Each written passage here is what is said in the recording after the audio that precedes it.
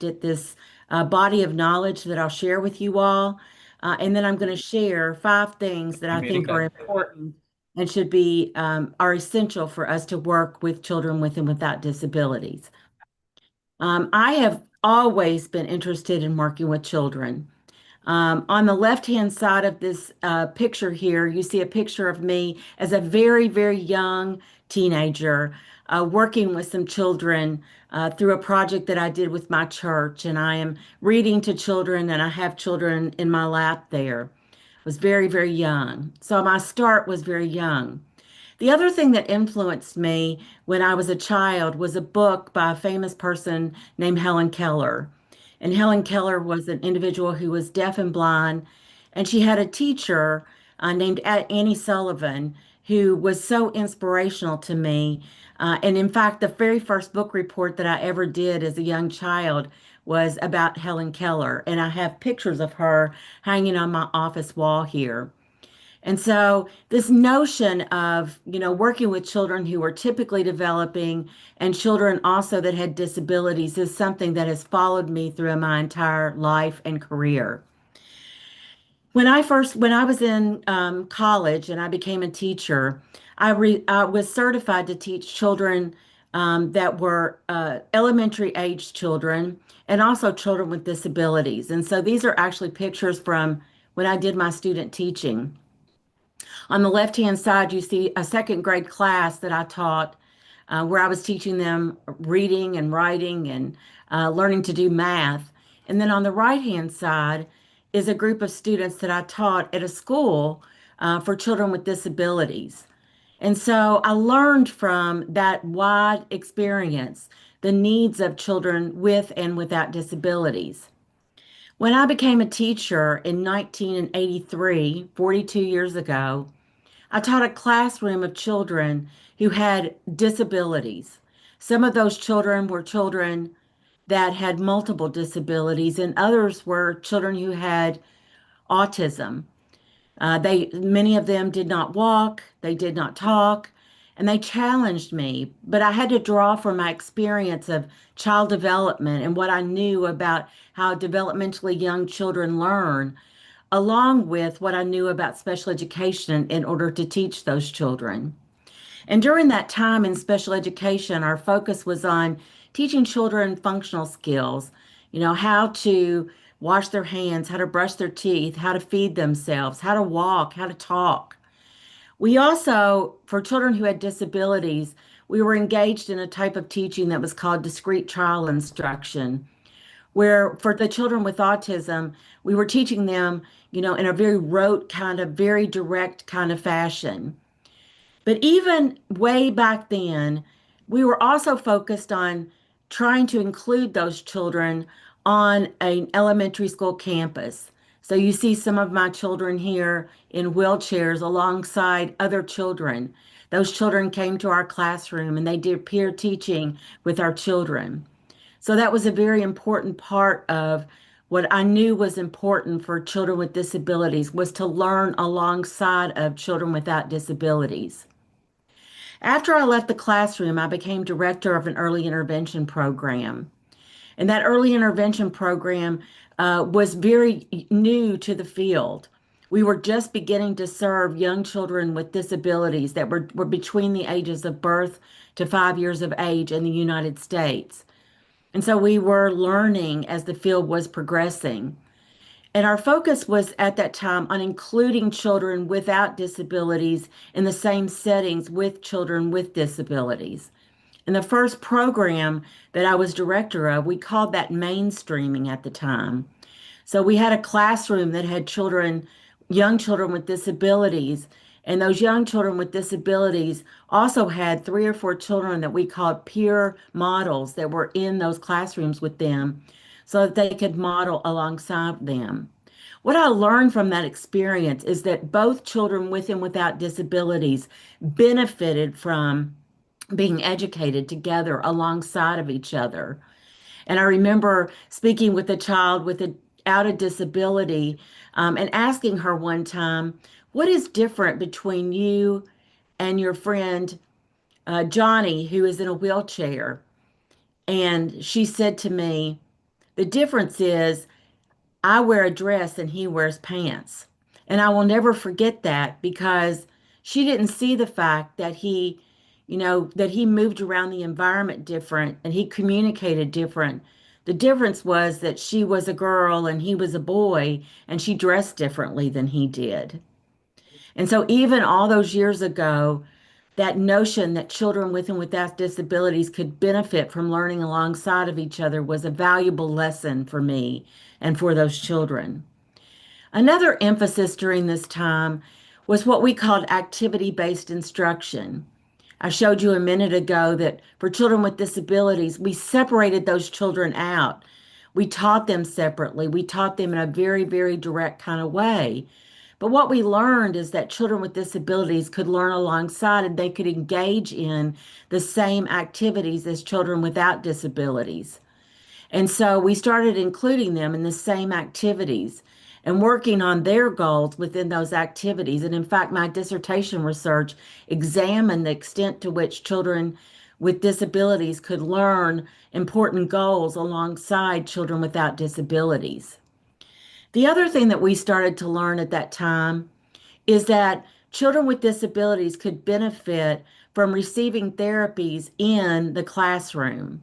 So instead of pulling children aside or into hospitals or clinics for them to receive their therapy services, we began to learn that those services were best provided in the classroom. And so that was a focus of what we were doing in those first programs that I worked in. In 2000, I became the faculty director of the Early Childhood Laboratory at the University of Kentucky. Our program was one that served children with and without disabilities in the same setting for children that were between the ages of birth to 5 years of age. And when I became director of that, I began to see that there was a new philosophy that needed to take place, that we needed to think differently about how we teach children. And so in 2005, I wrote the first book, which has become a series on how to support children in a blended practices approach. When I say blended practices, what I mean is that we are borrowing from both early childhood and special education, that we're using a variety of theories and philosophies and practices to serve children with and without disabilities.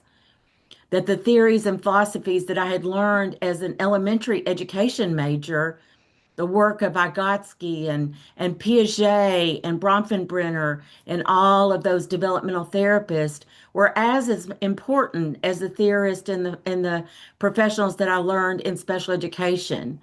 But that in order to be able to serve all children, we had to borrow from all of those sets of practices. And the reasons for that became very clear to me as I was director of the Early Childhood Lab. First of all, we were beginning to see that our classrooms were increasingly diverse. By that, I mean that we were serving not just children with and without disabilities, we were serving children that were from different ethnic and racial backgrounds. We were serving children were from different cultural backgrounds. We were serving children, that had medical needs. We were serving children who spoke different languages. And because of that, we had children who had many different developmental needs. And it wasn't just as clear as children with disabilities and children without disabilities, but it was rather taking into account the breadth and depth of diversity that we had in our classrooms. And in order to address those needs, is there a question? Oh, I'm sorry. I thought I heard a voice. I apologize. That in order to address the breadth of those needs, that we had to think differently about how we were educating children. And so you can see in this classroom, for example, you can see in here you have children with Down syndrome. You have a child that had a severe medical need that had to be fed with a G tube. You had children that didn't speak English. You had children who communicated by using sign language. And you had children that were typically developing or children that were whose development where they needed enhanced developmental because they were advanced for their age group. And so this was happening, and it really had me thinking differently about how that there's not a one size fits all for how we provide services to young children. The second thing that was happening in the United States is that there was increased emphasis on standards and accountability. In the United States, for many years, if children were engaged in activities, if they had a lot of hands-on learning, if we were engaging them in developmentally appropriate practices, then that was sufficient.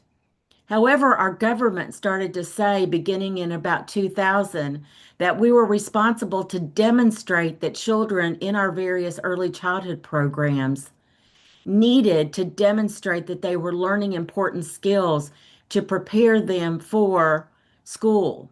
And so, excuse me. Sorry, please turn off the microphone. So Yeah. as a result of that, so as a Sure. result of we had to start thinking about the skills that we were going to teach children. It was no longer just a matter that we had nice materials and that we had hands-on learning and that we had, opportunities for children to play. But now we had to consider that the government was saying to us that there are things that children should be learning while they are in early childhood settings.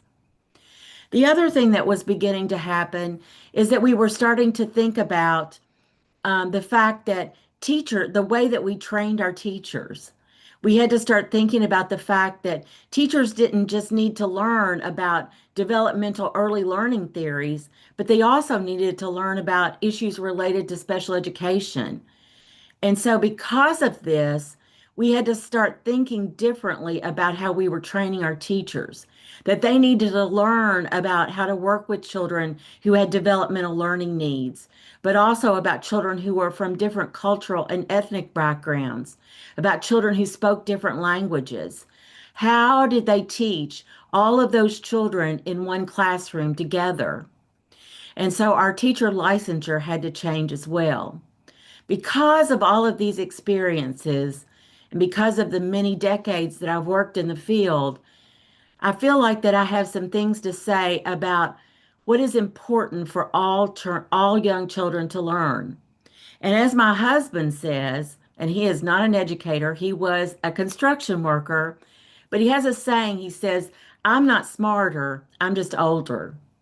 And so the things that I'm going to talk to you about that I think are the things I know for sure come from my years of experience and not just because I'm more intelligent than anybody that's in this room, but because I've had decades of experience in a variety of different settings across the United States and across many countries throughout the world. The one thing that I know for sure the first thing that I know for sure is that families do really know best.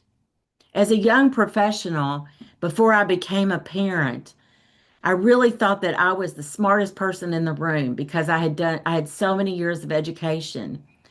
And I would say to a parent, "Well, I know as much about your child as you do," which is horrible to think about now.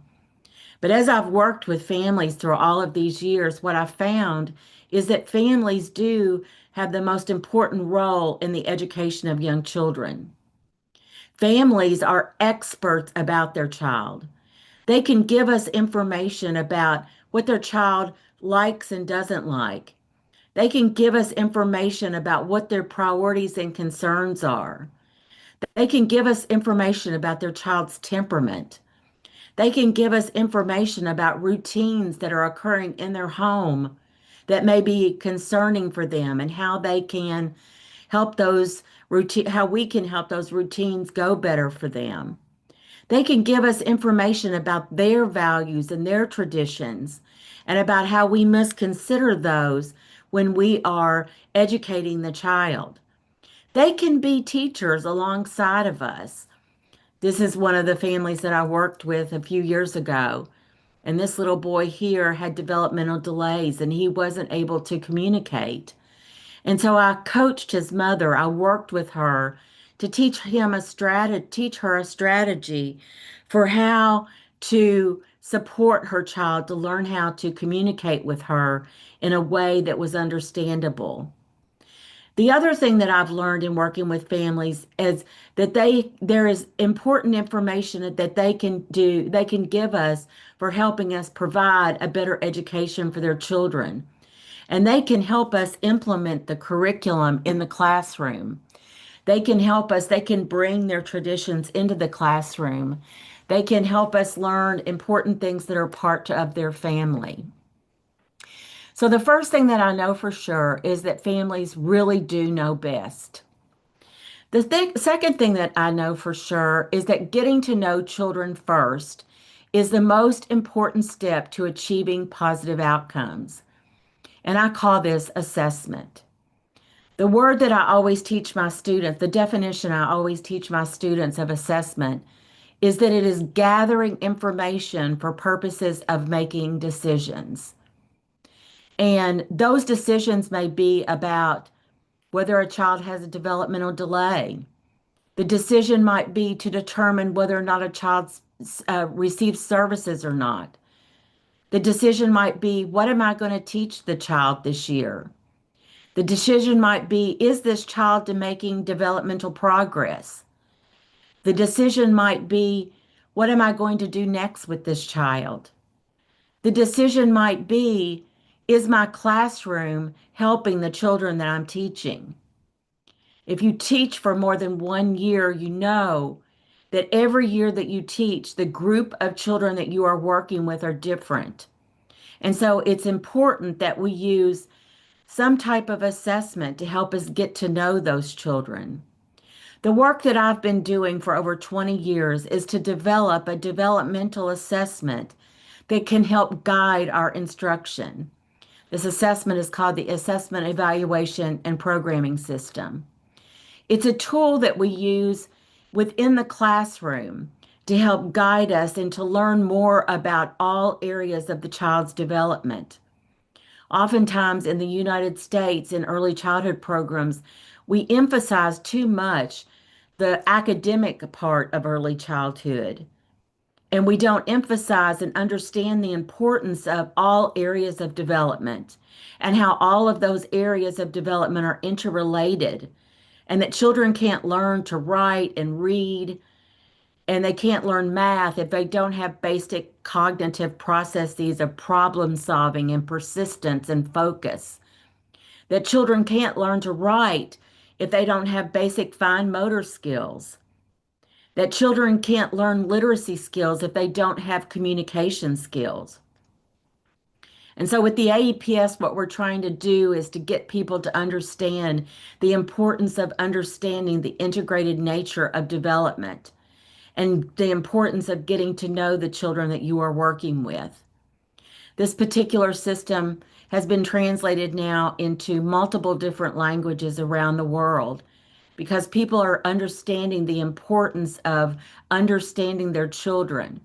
The system also has a process for involving families in the assessment process. High quality early childhood assessment looks like this.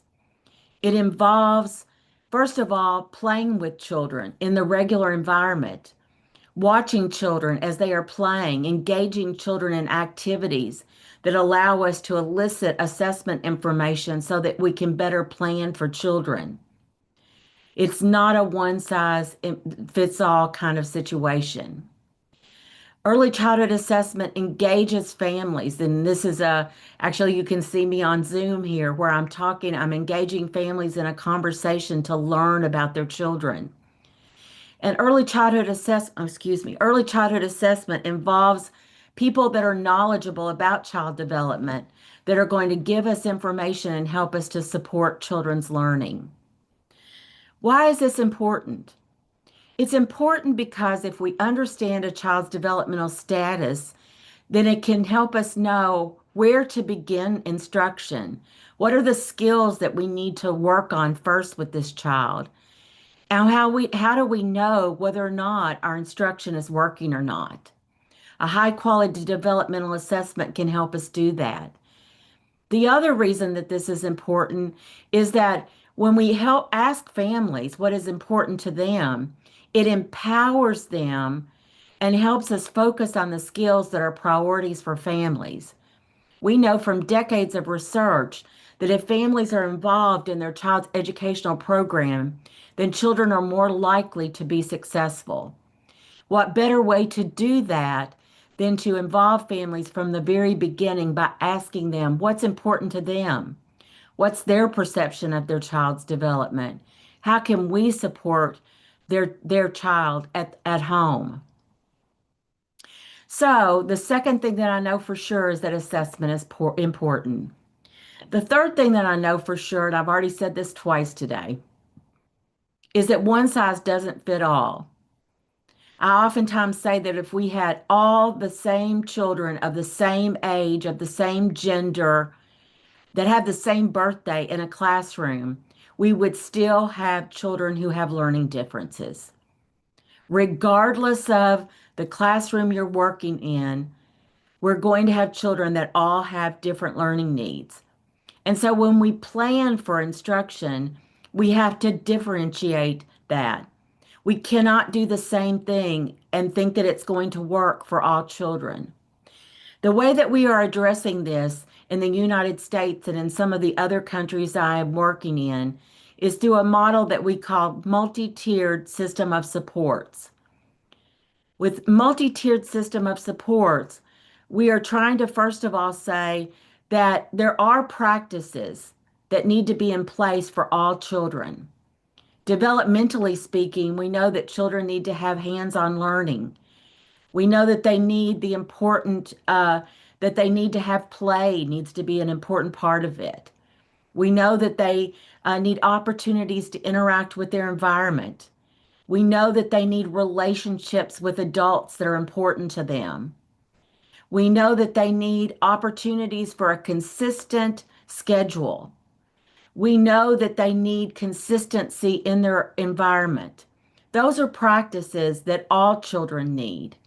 And for some children, those practices are sufficient for them to learn. For other children, that's not enough. I can have the best environment, I can have the best materials, I can be the nicest teacher, I can be the most joyful teacher, but sometimes that's not enough. And so, in a multi tiered system of support, we add on to that what we call targeted teaching. And this is where we are adapting and modifying the environment so that children can learn. If we do whole group instruction with children, and I've got a friend that has difficulty sitting because they can't pay attention, maybe I want to adapt that activity by giving that child something to hold on to and to fidget with while they are engaged in the activity. I may give the child special seating so that they can move a little bit while they are sitting. I may, if a child is having difficulty writing, I may adapt the writing implement so that the child can write better. But I'm adapting materials, I'm adapting the environment, I'm adapting the activity to increase the probability that the child can engage in the activity. And sometimes adapting the activity, adapting the materials, or using adaptive materials helps, and it's enough. But then for some children, that's not enough. And in those cases, then we have to add on what we call intensive instruction. And this is where we are providing specially designed instruction for children so that we can ensure that they learn skills. These are strategies that have been well researched that demonstrate that we can teach important skills to children that are preventing them from accessing and participating in daily routines and activities. If I have a child in my classroom who has challenging behavior, and that child is tearing up all the materials, and that child is throwing things, and that child is hurting other children, that I'm going to have to provide some intensive instruction for that child to teach that child how to follow a social routine, to teach that child perhaps how to communicate when they're frustrated, to teach that child how to gauge appropriately with materials. And I'm going to have to do that immediately so that I can support that child in my classroom. And so within any given classroom, universal should always be in place. But in addition to that, we may have to layer onto that additional instructional practices for children to learn. In the figure that I have here, you'll notice that there's a figure 8 because this suggests that as we are teaching children, children may move in and out of these different tiers of instruction. It also suggests that for some children, they may need universal instruction in some areas of development, but in other areas of development, they need more intensive supports. This is work that we've been studying for a long time in the United States. And if you are interested in resources about how to learn more about that, let me know and I'll share that resource with you. So the third thing that I know for sure is that one size doesn't fit all, that we have to differentiate instruction. The fourth thing that I know for sure is that we are more alike than we are different. One of the greatest joys of my life is that I have been able to travel across the world and meet children and meet teachers and meet professionals from many walks of life. And this is some of the pictures from some of the places that I've traveled. In the Republic of Georgia, in the Eastern Bloc of Europe, in Bulgaria, in Guatemala, in South America, in Africa, in Spain, in Australia. In all of these places, I see children that have many of the same needs, regardless of where they live. What I've learned is the following, is that regardless of where children are, first of all, they need to move. They need to be able to move. If they are between the ages of birth to 6 years of age, they cannot sit. They cannot sit at tables all day long. They cannot sit at desk all day long at this age, within this age range, even up to age 8, I would say. They need to have time during the day when they dance, when they jump, when they squat, when they run, when they skip. They need to be able to move around their environment. They need opportunities to laugh and to be silly. A high quality early childhood environment should be a little bit noisy. Children should have opportunities to talk to each other, to interact with each other. So, a high quality environment also should have interesting materials. I've worked in some of the most remote and impoverished areas in the country where they literally had a building and a table and some chairs or some mats. And in those environments, there are still things that children can engage with. There are sticks, there are rocks, there's dirt, there's mud, there's some water, and there are activities that can be developed. You don't have to have the expensive materials we have in the United States in order for children to engage. One of the things that I do is that I have an orphanage and a preschool in Guatemala in Central America. And I oftentimes, as I'm watching the children on the playground, I see them use the leaves from the avocado trees. And I see them use the bark from the trees. And I see them use the rocks to pretend like they are making a meal, to use their imaginations. The second thing that I know is that children need to be read to. And books are important. And this is one of the things that I've tried to do in all of the places that I've gone is to bring books to those locations. And if books aren't available, tell stories. Tell stories from your tradition, from your background, from your culture, because children need stories. In whatever language that you speak primarily. Because language development is the key to opening up a child's world. It's the key to children learning to read themselves. And reading, in my opinion, is the most important thing that we can eventually teach children. The next thing is children need to be heard. We need to listen to children. We need to pay attention to them. We need to comfort them. We need to let them know that they are important to us. We need to build those relationships. Children need time to spend outside. Some of the places that I've been, I think about Australia, where their classrooms are a combination of inside, outside. They go inside some of the times, but the outside is just an extension of the inside classroom because children need those opportunities to be in nature, to learn from being in nature, from experimenting and seeing the things that happen in nature.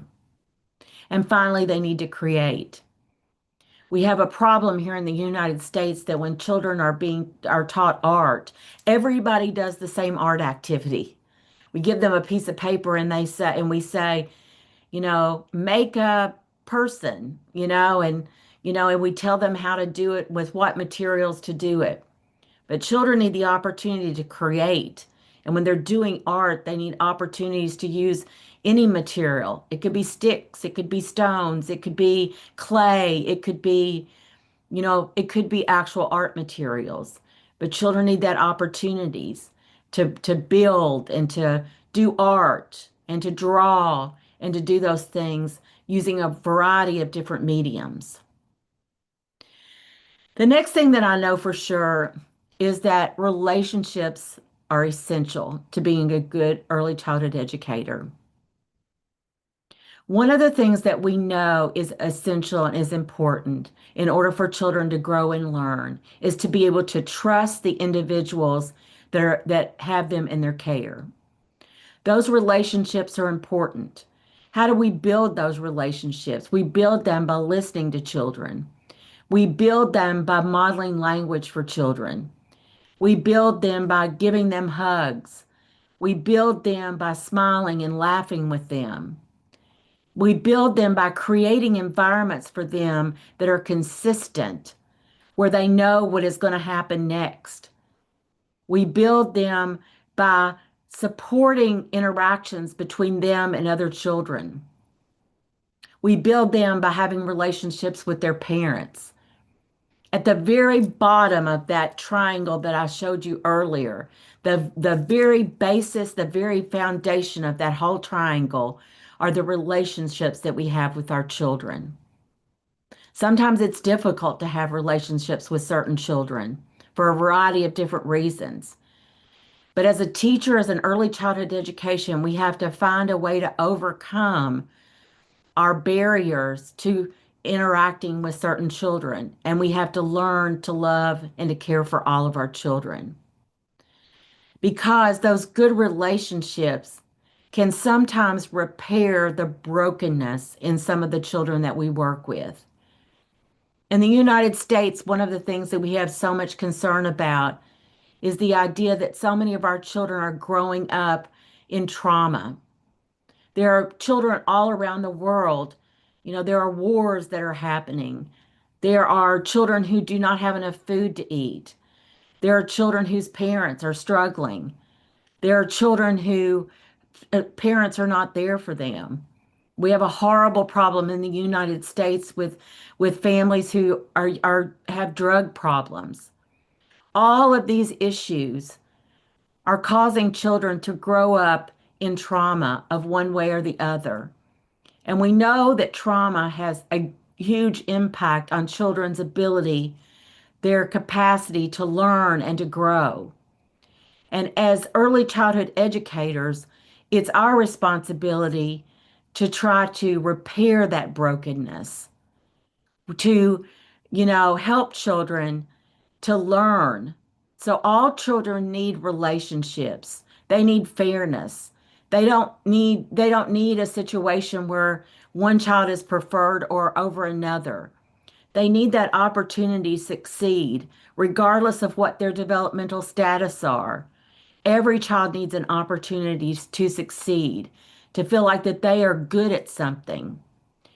All children need that regular care. They need that opportunity to feel like they are loved, and they need to be fed, and they need safety in their environment. They need all of those things in order to grow and learn. They need a home away sometimes from the brokenness that they have at their own homes.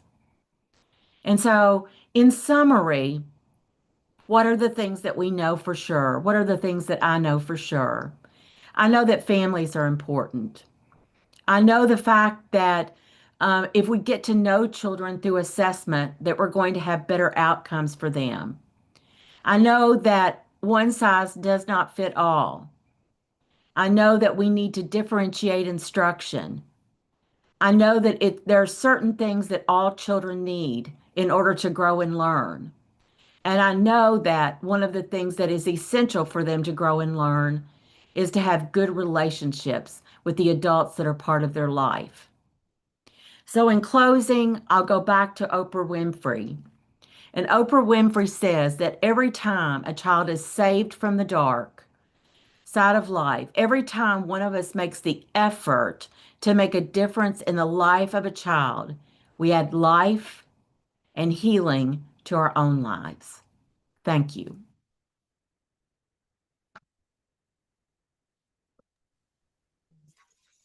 Thank you very much, Professor Jennifer Grissom. So we have gained a lot of knowledge, experience from the Professor Jennifer. So because some of us are from also educator, yeah, from early childhood education, Professor Grissom. So let me change the language into Bahasa Indonesia to conclude, to summarize what you have explained just now to all the educator and the audience here. So,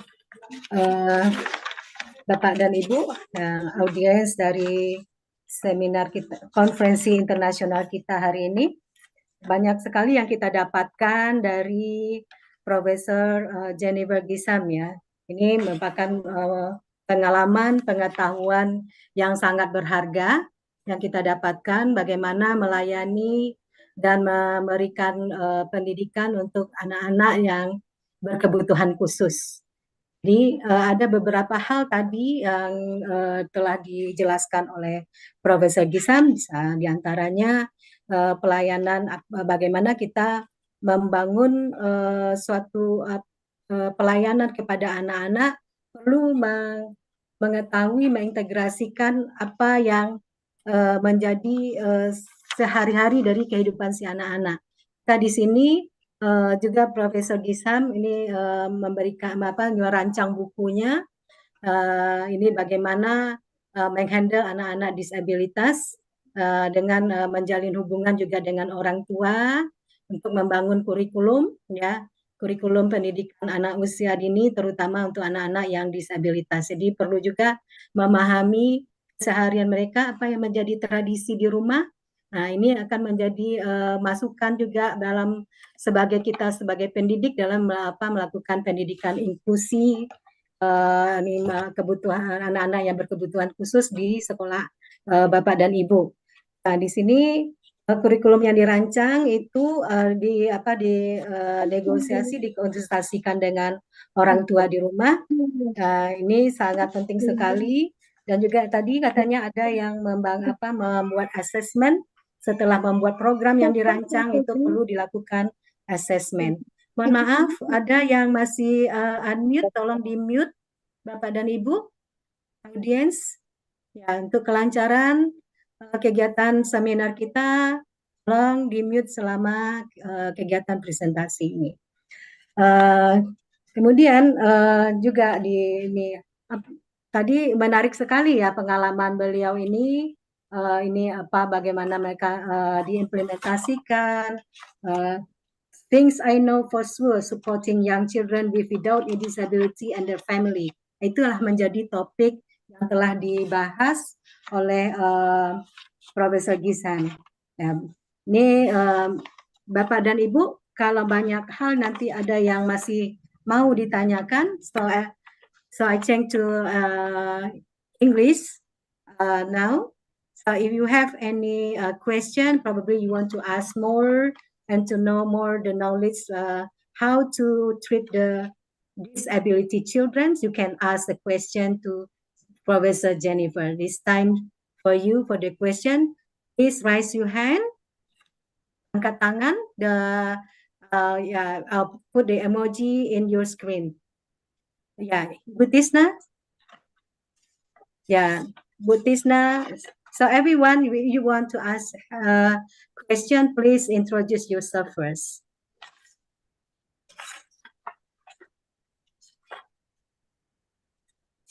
Okay. You hear my voice? Uh, Thank you so much for the opportunity. First of all, thank you so much, Ms. Jennifer, for the material. It's really an interesting topic, uh, especially about the inclusivity in the kindergarten.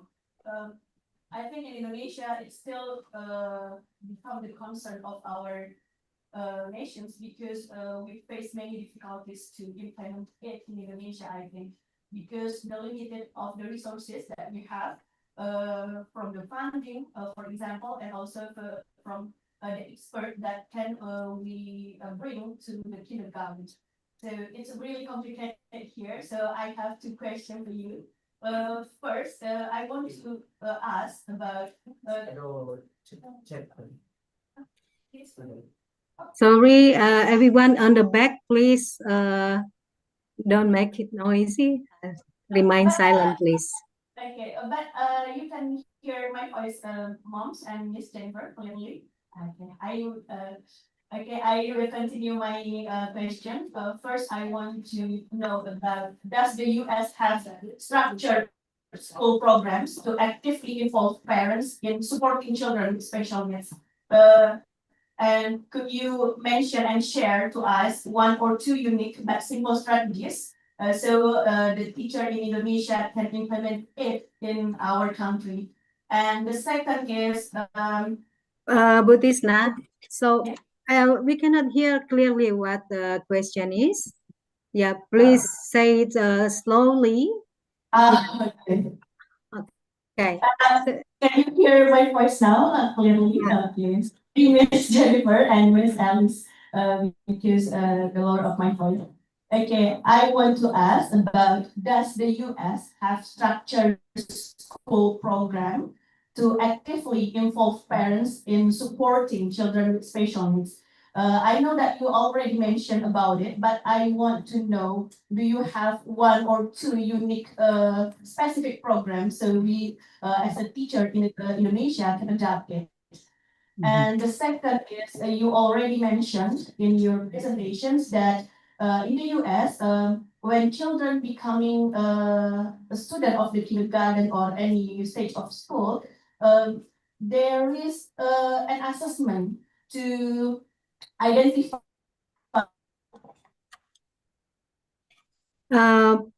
No, Butisna, you are muted. We cannot hear. Sorry, please. Actually, I can hear her. Uh, so I think that I will try to answer the question. So her first question is about whether or not um, about the how to involve families and how what kinds of programs that we have in the United States for involving families. In the United States, if a child has a disability, it is a legal requirement that the families have to be involved in the development of the child's program. Now, there is a legal requirement, but oftentimes all that means is that they bring the families in for a meeting and the families just listen to other people tell them what they're going to do for their child. Because many times the professionals think that they know everything, you know? And so that is the reason why for the work that we've been doing with the assessment is that there is a component of the assessment that where we sit down with the families and we ask the families two sets of questions. We first of all ask them questions about, oh, sorry. We ask them questions about what are the routines, what are the activities in their home that they are struggling with. And so families may say, we're having difficulty at mealtime, or we wish that we could take our child to a restaurant, but they have behavior problems. And so we talk to the family about that to find out what their concerns are. The second thing that we do is an assessment where we ask the family what their perception is of their child's development. So we ask the family, how do you think your child is talking? Or, how is your child communicating? Or what do you think about how your child is interacting with other children, for example? And so we get that information from the families.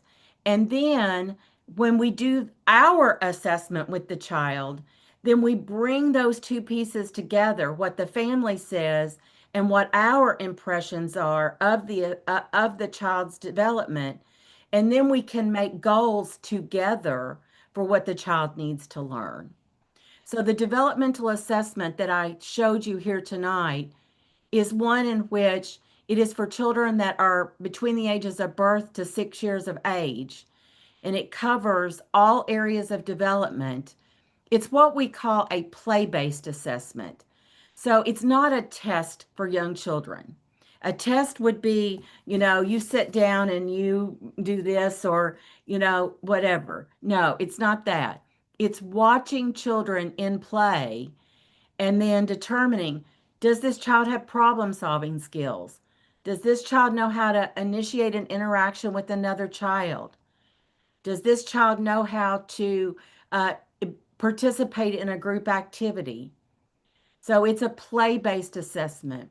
And as I said earlier, it's a tool that we're using not just in the United States, but in many other parts of the world as well, because of the fact that it's developmentally appropriate. It's not asking the children to do a test, but it's observing them during play. Did I answer your questions? Bu Tisna, you can the answer. So thank you, Professor Jennifer. This is a very valuable knowledge for us, how to work with the children, particularly with the disability children. Working with the family is very important, particularly in designing assessment. Yeah. So everyone, any question from the audience?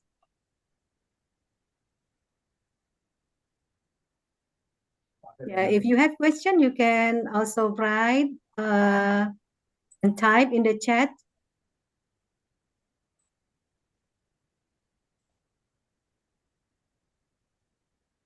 No more question?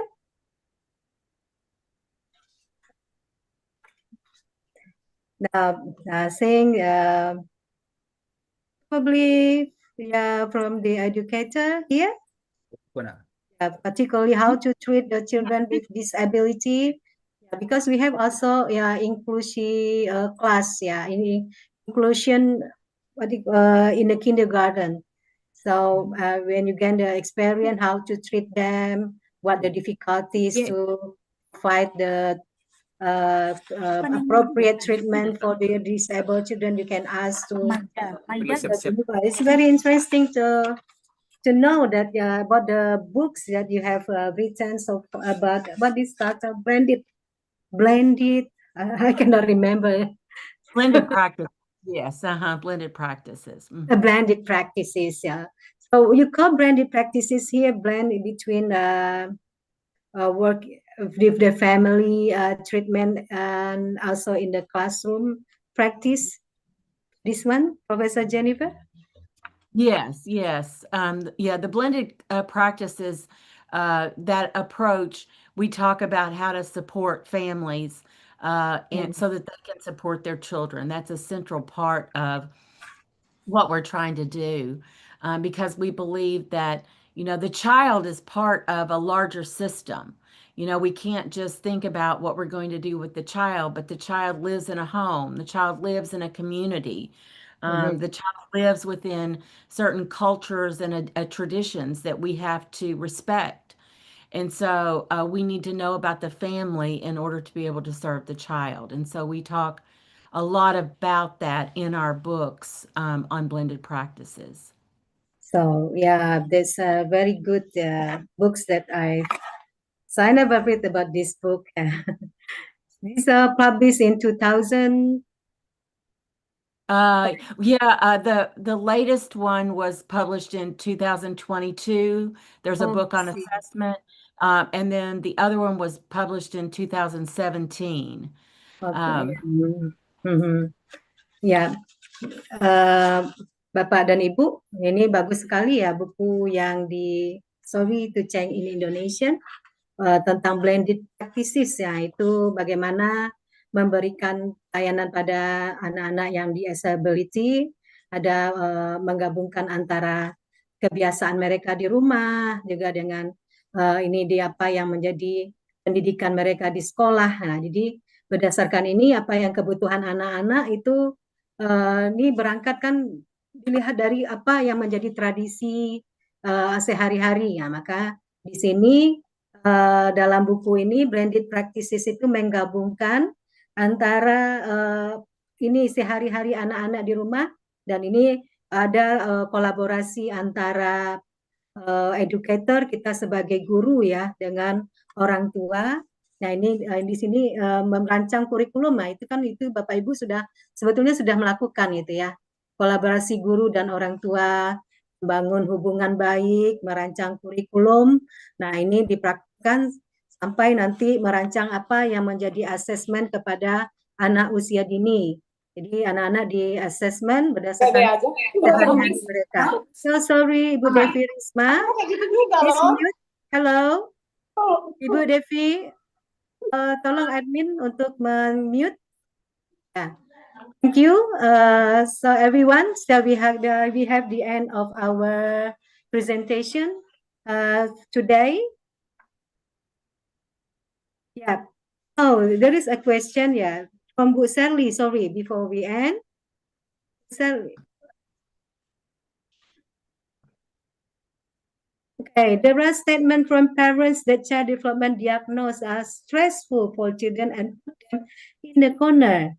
So it is a question, Abu Sally. Yeah, before we end, actually, sorry, we have still one more question or statement from Ibu Sally, Dr. Sally Marlina. I'm not exactly sure that I understand the statement, but you know what I will say is that there are concerns sometimes for the families of children without disabilities when we include children with disabilities. But for the children themselves, there are no issues. Um, I this past year in our school, we had a little boy who was deaf and he was blind. And the teachers were concerned about this. He had cerebral palsy. And he did not speak. He had difficulty walking. And, however, I went into the classroom and I talked to the children and I talked to the teachers about how to support the child. And within 1 month of school, they were friends with him. I walked in one day and they were laughing with the child, and he was laughing with them and playing with them. The children don't see the differences. The parents may see the differences, but the children don't. And that's the experience that I've had in all of the environments I've worked in where there are children with and without disabilities. Thank you, Professor Gisam. So, Bu Sally, you have kind of explanation about this statement. Okay, my voice isn't clear. Okay, so that's okay. So, everyone, right? So, today we are coming up to the end of the presentation. Yeah, I would like to say thank you for Professor Gisham, and we have she has a lot of experience, knowledge, and we are very grateful for the time and effort you took here. Yeah, and so ladies and gentlemen, yeah, they are saying we have because of the time. we move to another session. Thank you very much to join for the presentation. Ya, Assalamualaikum warahmatullahi wabarakatuh. Thank you so much for having me. Thank you, Ibu Professor. Okay, Mrs. Jennifer, before you leave the Zoom, well, we'll take a picture for a while. Okay, okay, I will give them. Okay, I want all of participants can open the cameras. So when I take a picture with our speaker, Mr. Jennifer Grisham. Yeah, we do it by slide 1. I will give them. Okay, 3, 2, 1. Smile. Okay, move. Slide 2. Next. 3, 2, 1. Okay, next. Slide 3. 3, 2, 1. Slide 4. 3, 2, 1. And the last one, slide 5. 3, 2, 1. Thank you.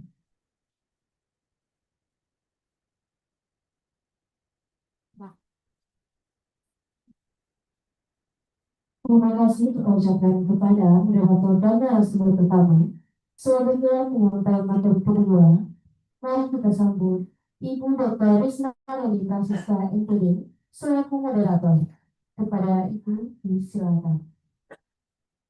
We would like to thank the moderator and first our keynote speaker. Next, let us welcome Mrs. Risna Rani Francisca SSMPD as the next moderator. Francisca, please welcome. Thank you, moderator. Okay. Assalamualaikum warahmatullahi wabarakatuh. Salam sejahtera to all of us. Good morning, distinguished guests, respected colleagues, and dear participants. Welcome to the second keynote session of the Seventh International Conference on Early Childhood Education. I am Risma Rani Francisca, and it is my honor and privilege to serve as moderator for this session. With a great pleasure that I would introduce our keynote speakers today, Professor Madia Dr. Mazlina binti C. Mustafa from University Pendidikan Sultan Idris UPSI Malaysia. Assalamualaikum, Doctor. Waalaikumsalam warahmatullah. Can you hear me? Yes, Okay, definitely. alhamdulillah. It is good that I will be brief speaker as moderator for this session. With a great pleasure that I would introduce our keynote speakers today, Professor Director of Mazlina binti C. Mustafa from University Pendidikan Sultan Idris UPSI Malaysia. With over 20 years Waalaikumsalam warahmatullah. Can you hear me? experience, she has Okay, spearheaded alhamdulillah. national initiative in early childhood education, policy research, and child development data system. Her expertise include curriculum development, inclusive education, teacher training and assessment, and significant contribution to government and international collaboration. She is also a recognized speaker and researcher, deeply involved in advising sustainable and applicable early childhood practice in Malaysia and India. And now, it is my honor to invite Professor Madia Dr. Mazlina binti C. Mustafa to deliver her keynote address. Dr. Mazlina, time is yours. Inclusive education, teacher training and assessment. Okay, thank you very much. I'm sharing my presentation. Can you see my presentation now? Not yet.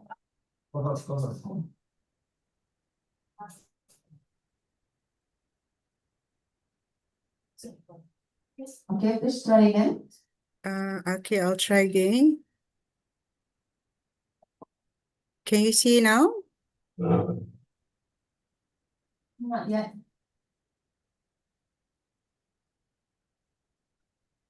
Okay, it's loading now. Okay, Alhamdulillah. Okay. So thank you very much, the moderator for this morning.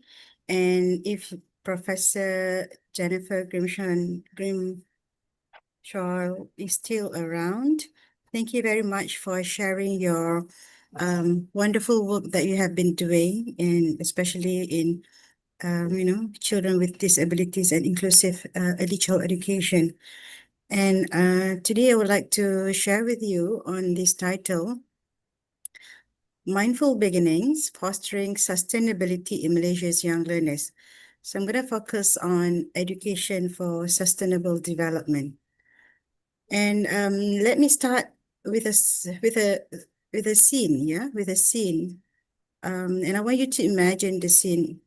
So one morning in our small garden, I saw my son, cradling a small plant in his palm and whispered, "I'm going to talk to you every day so that you grow big and strong."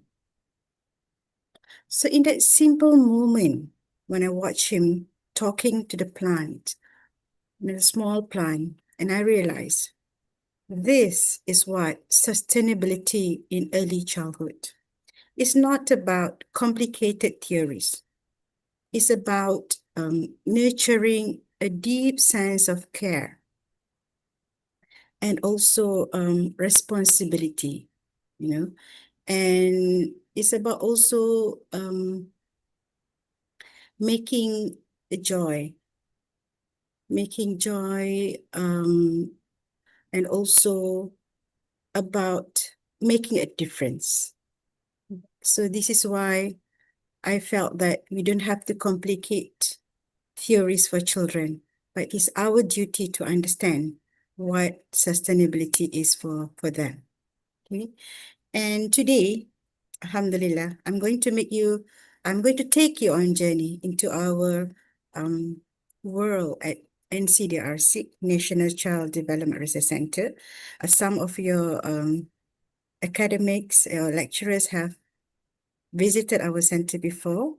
So this is probably you did not witness some of the practices here, but I'm going to share with you what we have been doing to make sure that we give children a mindful beginnings, okay, and that grow in meaningful, joyful, and also sustainability in life. So probably you must wonder, the term itself, education for sustainable development, is a huge concept, right? So probably we want to know what is all about. And probably you also wonder what SDG and Malaysia's commitment is. It's a global commitment, and I'm sure that all over the world, we try to achieve the sustainable development goals. And I'm sure Indonesia has also been doing that, United States of America also have been doing that. But at the end of the day, how do we effectively implement SDG? It is through ESD. So can you see my slides moving? Yes or no? I just need to know. Yeah, is this the second slide, Doctor? Is it slide moving? Key concept of education. Yeah. Okay. So we must probably wonder why we start so young. Okay, why start from early childhood? Because the early years are the foundations of lifelong habits. Because children, they are naturally curious. They want to know why and how about everything. So if you work with children, you feel that this is very much the curiosity in them. They would like to know more. And they are also naturally empathetic, so they care. If we work closely with children, children, they are very genuine. They are born with empathy. and they care when they see a hurt animal, or a thirsty plant. They feel empathy towards that. And think about it. How many of our own habits, adults' habits, have started when we were still very young, at like 5 or 6 years old? Okay, so these are all the things that we want to develop, we want to cultivate, we want to foster among young children when they are still very, very young. Okay, if we wait until they are older, like they become teenagers or adolescent, for example, and we're asking them to change, it's not easy, because there's lifelong habits that have been instilled in them, must start very early. Okay, and if you start now, when they're still very young, when they start to understand the world around them, we are actually helping them to become more empathy, more understanding about the world they live in. Okay, so these are the key concepts to education for sustainable development, where we must equip, we must equip them with skills and also values, and also skills and behaviors. And these are all very important, because when we have these children, these individuals equipped with the skills, equipped with the values and behaviors. So how do we do this? All right, we do this by making them experience it. So how we want children to have skills in taking care of the environment? So we must give them the skills. We must let them experience. We must let them do it. That's how children learn, right? So we must make sure that they experience the values. We must make sure they experience the behaviors for the sustainable development, for the economy, for the society. And by doing that, by doing all the skills, by instilling, by making the experience, these are all going to develop the critical thinking skills, all right? And also the collaboration, and also at the same time, we are actually emphasizing to address the complex sustainability challenges. So it's not easy for them. But if you let them experience the way which are appropriately, appropriate for them. So we all understand the concept of developmentally appropriate practice, right? DAP. So this, when we do it according to their developmental milestones, they understand. And this is how we can actually emphasize the critical thinking. So let them think. Why is it very important for them to take care of the environment? Why is it important for them to have respect towards others? Okay, and also just now, Professor Jennifer also highlighted on, respect and seeing, how diversity actually is to be celebrated. It's not to be discarded. It's going to be some joyful experience for children. So this is what we must understand, that we don't only tell them about these key concepts, okay? But we must let them experience it. And how do they experience it? They must play. They must listen to the stories. They must be able to tell their own stories. And the real actions that actually matter. So by doing real actions, this is how they actually get the skills, get the critical thinking skills, problem solving, and also how to collaborate to address complex sustainable challenges. I can share with you one of the projects, because at NCWRC, our approach is project. Okay, we do project approach. So one of the children just look at outside, like the routine we have every morning. We always ask children, how's the weather today? Right? So they went outside and they saw, oh, it's cloudy, but it's not raining yet. So the children were very frustrated. They wanted to play in the rain. But then the teacher said, it's not safe for you to go outside and play in the rain. And this is the curiosity comes in. Why? And the teacher started thinking, okay, this is a very scientific answer that I need to give, And then the teacher said it's acidic, and it make you sick if you play in the rain. So why is it acidic? They learn to use the term. And then the teacher keep on explaining about the pollution. It goes on, the exhaust that comes from the transportations and so on.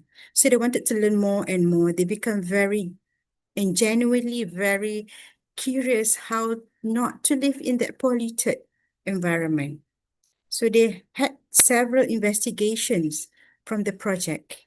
And at the end of the learning process, they came up with an alternative of energy, which is solar. Okay? So you see, this is how children learn.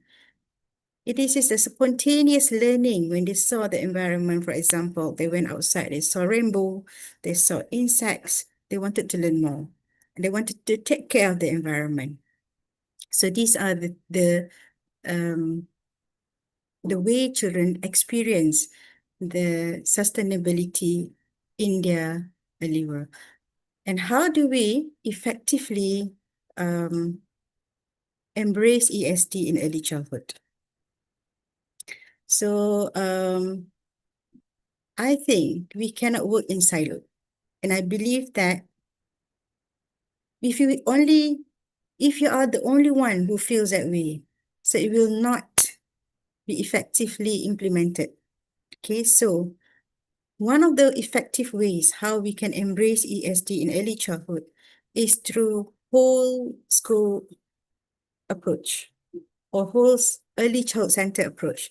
And we call it institutional approach. That means the whole institution must embrace the sustainability in their practice. So it's not only children, it's not only parents, but it also involves those who work at the center. For example, if you have administrative staff, you have managers at the center, they also need to embrace the concept of ESD. But at the level of teachers, how do we do it? We do it through classroom routines. So we must make it a routine because children learn best when they follow the routines, because they feel more safe, more secure when understand the routines. And apart from routines, so what we do every day, every morning, during mealtime, for example, we also have ESD or Education for Sustainable Development events throughout the year. So we must plan ahead. And therefore, the institutional approach is very important because you need some planning in place. You need to plan who's going to do this activity in which month. So that's how we did at NCDRC. We should plan early at the beginning of the year. So what we're going to do for the rest of the year, for the 12 months that we have ahead from us. So we plan ahead. Therefore, at NCDRC, sustainability is not just a topic in the classroom. Okay, it is the environment that they see and the routines that they follow and also the events that they look forward as the part of the community they are part of. And let me share with you some of the activities that we do, stories. At NCDRC, we have three main, if I can share with you some of the activities that we do.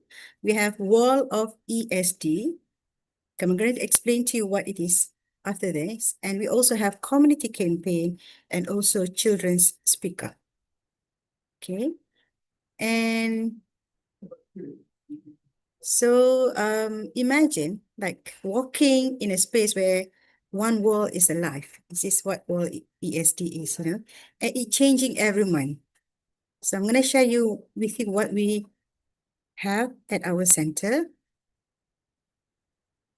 Before that, we have to understand, what we do at World ESD. So I'm going to show with you after this, what is World ESD. So at our center, we have two early childhood centers. So there is one at the main campus and the other at the other campus. So what we do at this wall of ESD, we have a dedicated evolving wall display in the center. What we showcase here is that children's artwork and the reflections and, for example, the recycle craft projects that they do. So this is what we do. And we also share ESD related themes. For example, we do reduce waste, protect nature, conserve energy, for example. And remember, we say that we have it monthly event apart from the routines. So for every month, we have focus. For example, for this one, we have say no to plastic, water is life. And during Ramadan, we have this event, we call it no food wasting. Because I'm sure during Ramadan, some of our children also fasted before, and also they wanted to have more food because they had been, fasting the whole day. So, but then when they ate, it's so much for them. So we will teach them the values of not to waste food. And surprisingly, when we ask parents say that, yeah, I mean, like children these days, they are not asking for more food that they couldn't eat after that. They just eat and they feel more empathy for those who are not having food on their plate, for example. And so at World of ESD also, we invite parents and also staff to contribute messages or materials. So we put it in a very strategic location where parents and staff will pass by every morning when they send the kids to school. Okay. And why we do it? So why we do the ESD wall? Because we want to provide a visible, because they can see. We want to also provide a consistent reminder of sustainable principles. Because when they see every day, it will be reminded of them that, oh, I have to do some sustainability practices on my own effort, okay? And also as a collective effort. And why we do ESD also, we want to encourage expression. We want children to express themselves, what they feel about the activity that they do. We want to also encourage creativity. So how do you want to share what you have been doing with your staff, with teachers, and also with your friends? And also we want them to have the ownership of ESD values. So if they do it, they experience it, and we want them to have the ownership. Let's do it together, okay?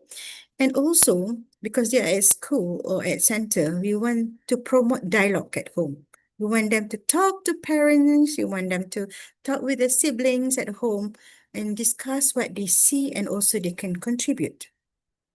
So what is the impact? What is the impact of Wall of ESD?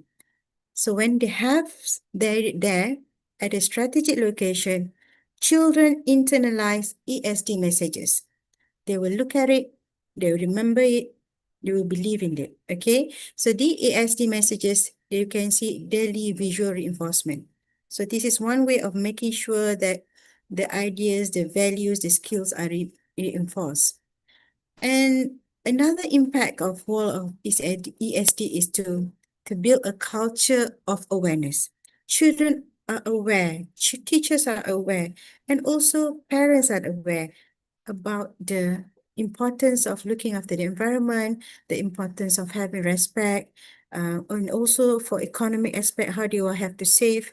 And this is a culture of awareness and also responsibility. They feel responsible. So if it's not them and we don't start early, when is the more effective time to start? And finally, the impact of a wall of ESD is to encourage parent, child, and peer discussion on sustainability. So when they experience it, they will talk about it, believe me. So they will go home, they will start talking about their experience. They want to know more. They will ask questions to their parents or even the older siblings, right? So these are the wall of ESD. So I'm going to show you some of the wall of ESD. They are evolving. So this is one of the, I think this is by the 6 years old. So they talk about the environment. So what they did in that project during that time is they did, if I can enlarge to you a bit, oh, sorry. Okay, so this is the hydroponic project. I'm not sure whether you can see it clearly.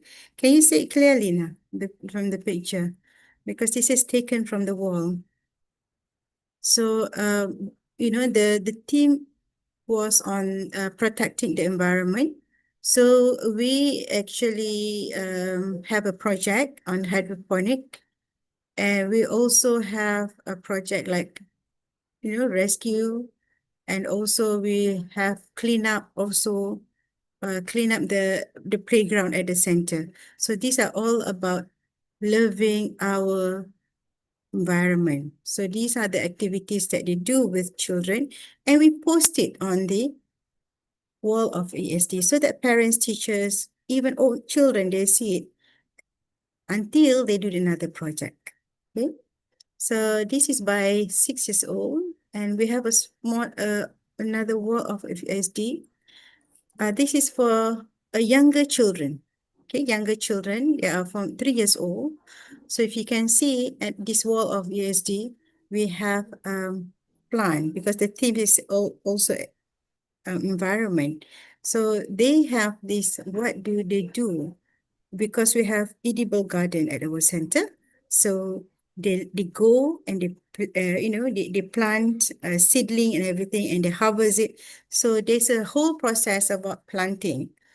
Okay, so this is also how we can save on buying vegetables, because they can plant their own vegetables. So they will tell the parents, don't buy vegetables. We can plant vegetables at our house. So this is also part of ESD, where the economic part comes in. Okay, and another one, if I can share with you, this is in conjunction with what we did before. It was during Mother's Day, right? So this is very young children. I think they're 2 years old. So they can't do much, but they do some hand paint, all right? Hand painting. So they, hand painting, and they painted, and they wrote about Happy Mother's Day. And so this then they give to their mothers. So all this they show to the mothers. If you can see the picture here. So they are very proud of their masterpiece. So what we are doing now here at during this activity is about to inculcate love and respect for mothers. So I also have some of this artwork by my children. I felt it's very much treasure for me. I really treasure the memories when they come up with this artwork. So we want to involve parents also. And so all this wall of ASD, they keep changing according to the themes. And what more important about the wall of ASD is that the experience that they gain from the activities they do according to the theme. Okay. So this is about the wall of ASD. And also another activity that we can share, this is what we do. So if you are educators or teachers, you can do some of these activities to make them realize, that children have voices. Children can speak up, and children need to speak up, okay? So what we do with this activity, so we let children share ideas on how, for example, to care for the environment. So how do we do this? Okay, we give them a platform. So sometimes they do like an assembly, they talk about it. And also video recordings are very popular because they like to see it over and over again. Okay, and this actually reinforces the understanding about the theme, the work that they have been doing. And then also when children speak up activity being implemented, we want children to reflect on their ESD experiences and learning. So if you don't let them speak, for example, they just do the activities, but they don't speak up about it. So it will not be reflective on the experience, right? So it's good for them to be able to share orally. Okay. And this is when we propose small scale changes. We want them to really feel that some of their actions, no matter how small, can impact the for the betterment of the environment or for the family or for the other lives, for example. For example, this is another small scale changes. We did like children speak up during Ramadan that I said to you during the fasting month. We say don't waste food because the purpose of first fasting, puasa is not about not eating, but for example, for us to feel how it is when the other has no food. Okay, so don't waste food. And for this program on the children speak up, so why we do it? Because we want to amplify children's voices in sustainability conversations. So you want them to understand that your voice can be heard. So let's talk about it. And at the same time, the reason why we do children speak up, because we want to develop critical thinking. And also we want to make them have confidence and also communication skills. I remember just now, Professor Jennifer mentioned about language is very important. So we have to let them use the language to share their ideas, to express the thinking. Okay. And another reason why we do children speak up is that we want to validate children's ideas and want to encourage agency. So when they talk about it, they feel more confident and they feel that their ideas are validated. Okay, so it's not something that you can't do it. Now you can do it because you talk about it in openly. Okay, you are encouraged to speak it up about. And the impact of this children speak up is to empower children to be change makers. Because when children believe in something, they can really be empowered to change. Now, they are not only learners, but they are also change makers. So remember when we have children, children are honest, right? So when they go home, for example, when they go home and they saw, for example, mothers wasting food, they can say, Mom, please don't waste food anymore. Because what I learned at school, we can't waste food because there are children who don't have food to eat. So we must, then food is not available all the time. So you can talk about it. And also the impact of children speak up is also to build a sense of ownership. Again, like wall of EST, okay? So when they feel that they own this project and they can also lead in sustainability. And I think another impact is that these children speak up can influence peer behavior. Because, I don't know, coming from Asian background, not like a Western country, sometimes we feel that we cannot speak up, and we don't feel the confidence and we don't feel is it okay for us to speak up as children, okay?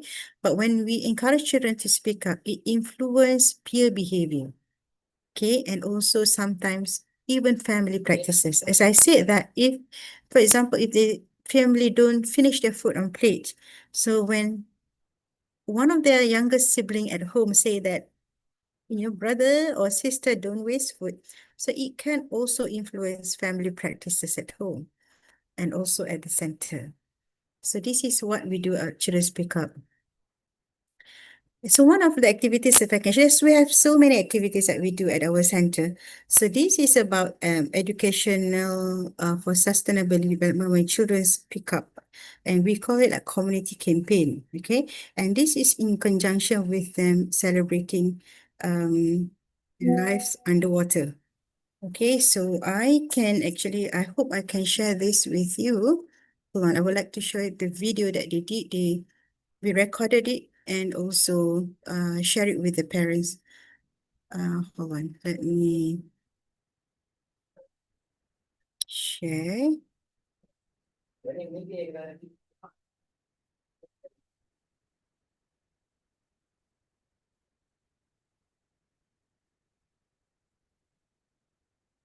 on, yeah, if I get so just give me a minute for me to um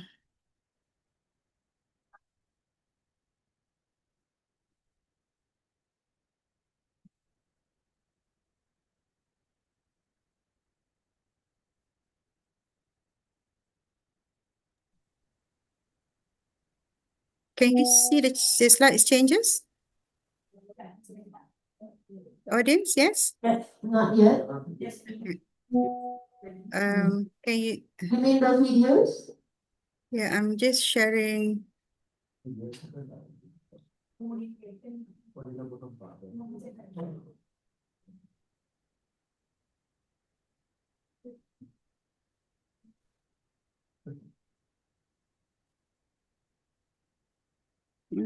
Okay. So I have a video that I would like to share and hold on. Okay. Oh, I have to try again later. Maybe you should close your slide first and then All share. right. Yeah, I will do that. Thank you. So I have to stop sharing first. And I'm gonna share the video, right? Yes. Okay.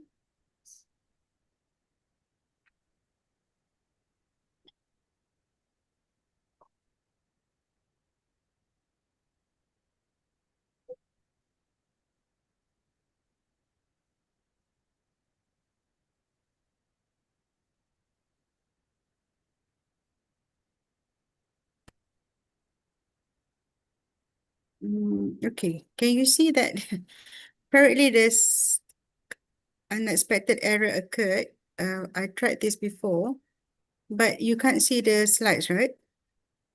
No, yeah, there is error in your. Can you see the screen? Yeah, we can see the screen, but Okay. no, So no let me videos. Yeah. try again.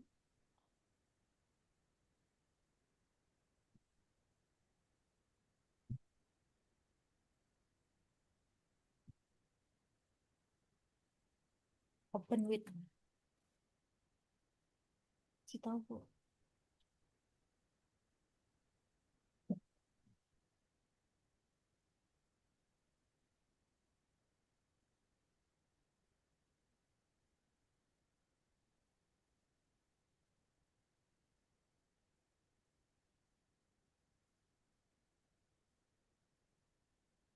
This is about when children video record themselves about the sea.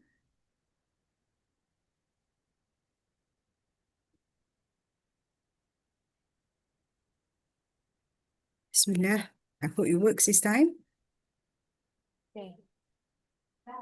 Okay. Can you see it? Yes, yeah. Yes? All right. Can you hear the voice? Yeah, the voice We can also. hear. All right.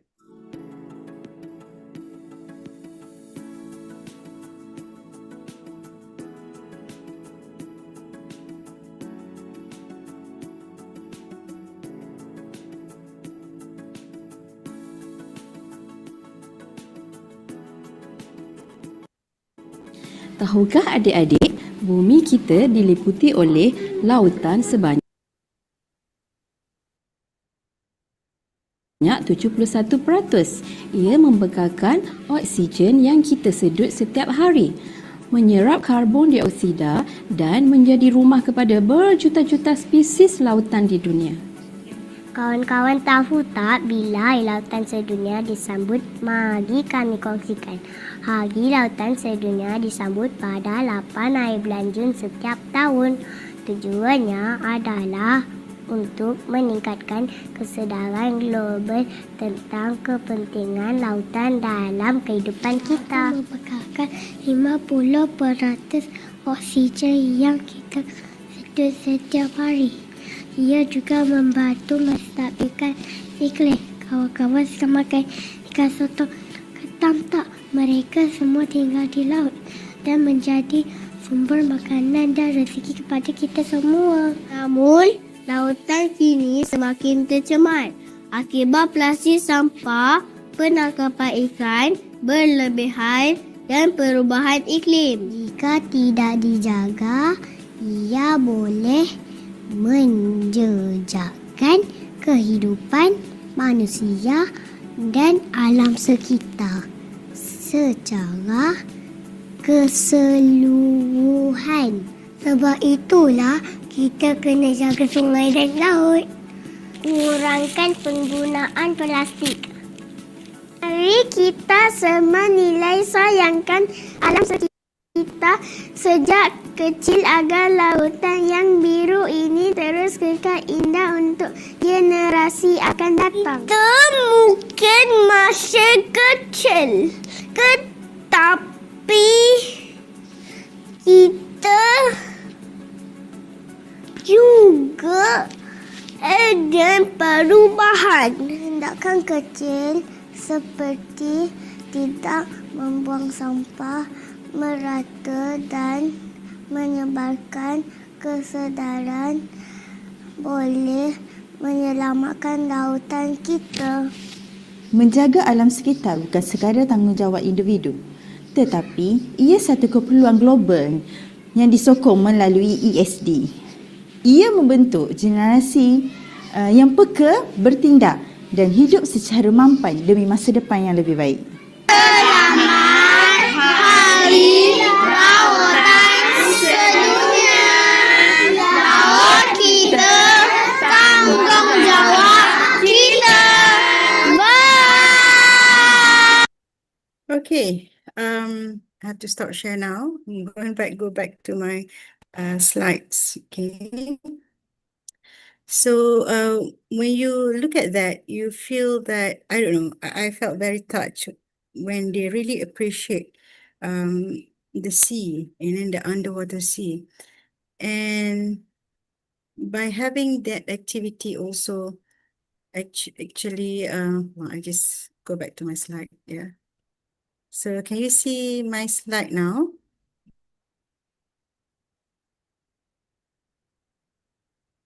Yes, it's still open. Yes. All right. Thank you. So these are the activities they did before, and also we find that very impactful to children. Now, when they go to the sea, they are more appreciative of the meaning of having water, and they know that 71% of the earth is made up from water. And these are the activities that are compilation of activities that we have been doing for them to come up with. These children speak up, and that event was in conjunction with Hari Lautan Sedunia.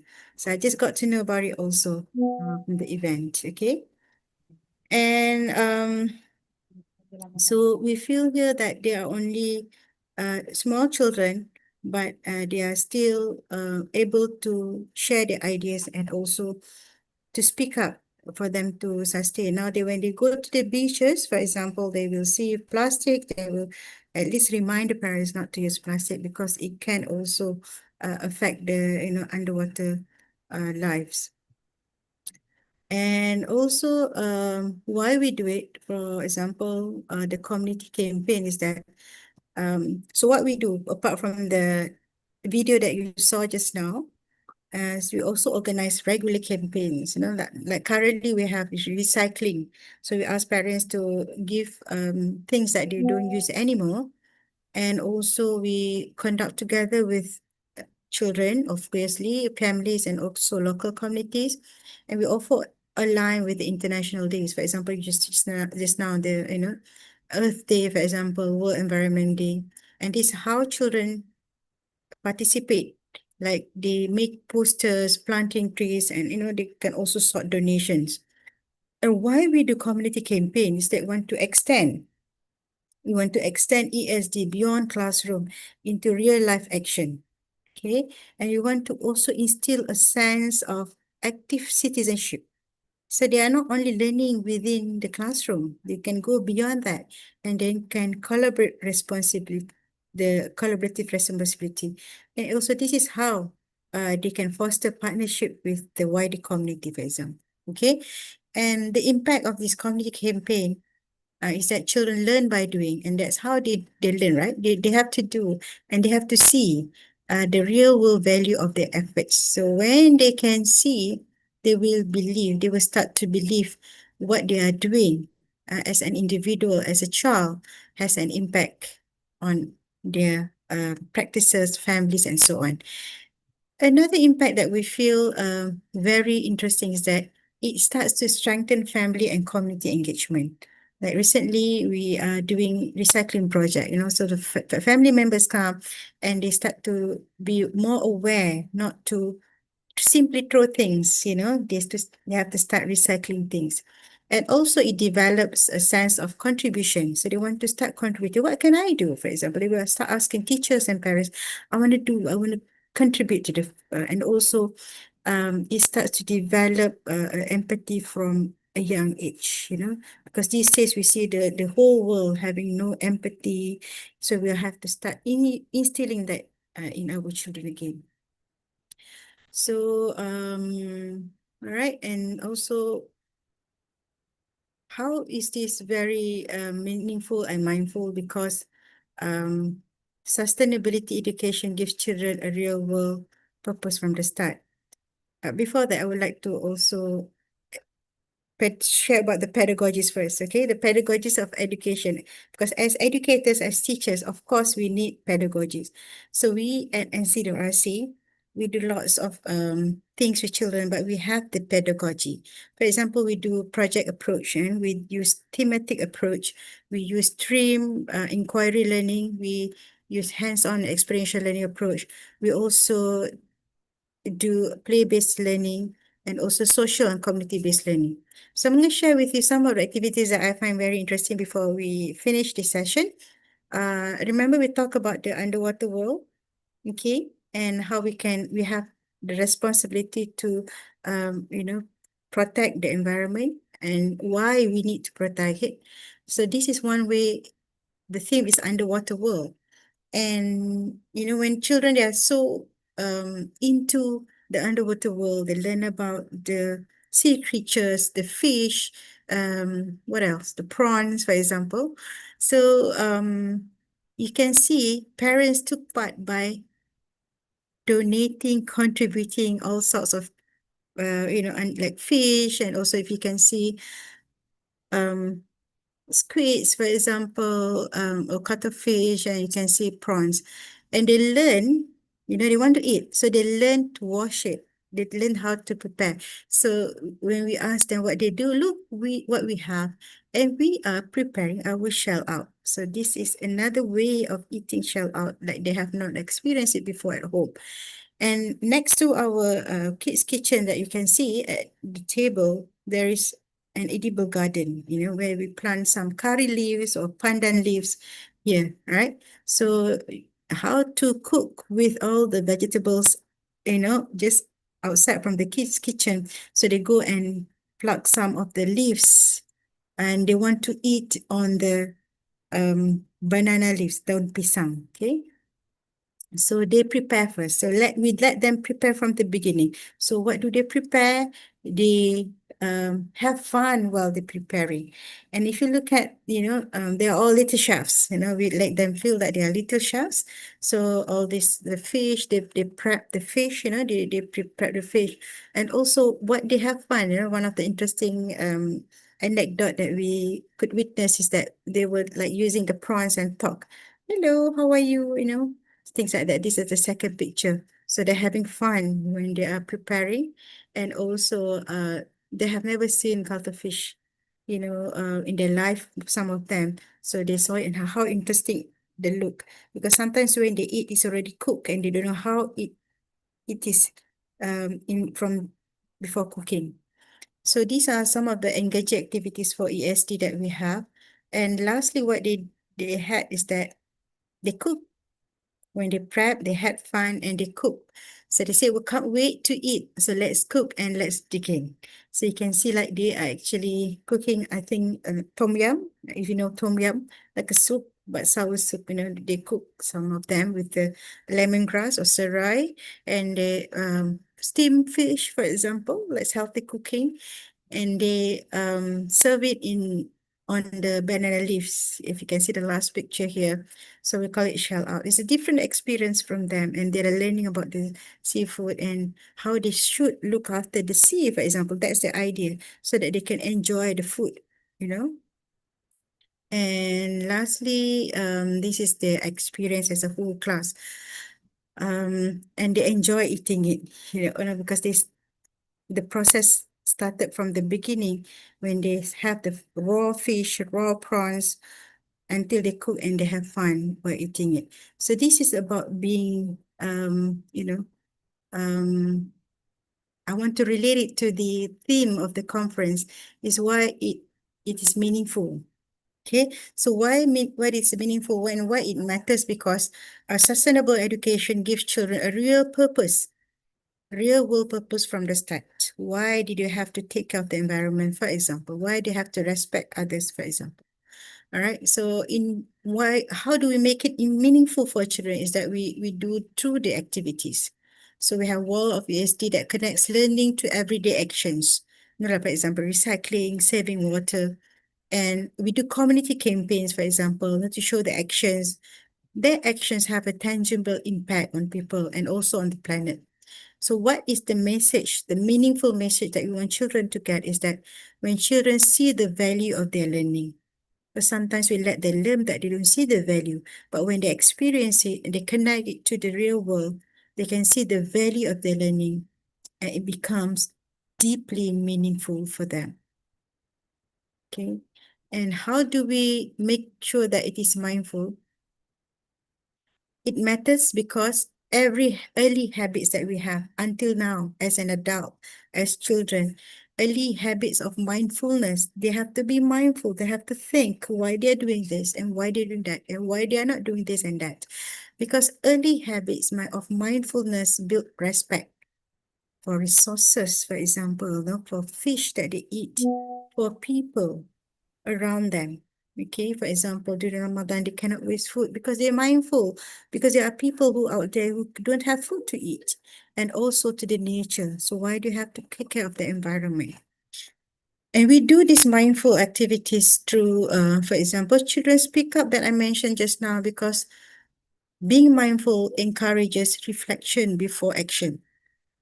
So when they want to do something which is not good, for example, so they have to think about what the implications of the actions. Okay, they think about why behind choices.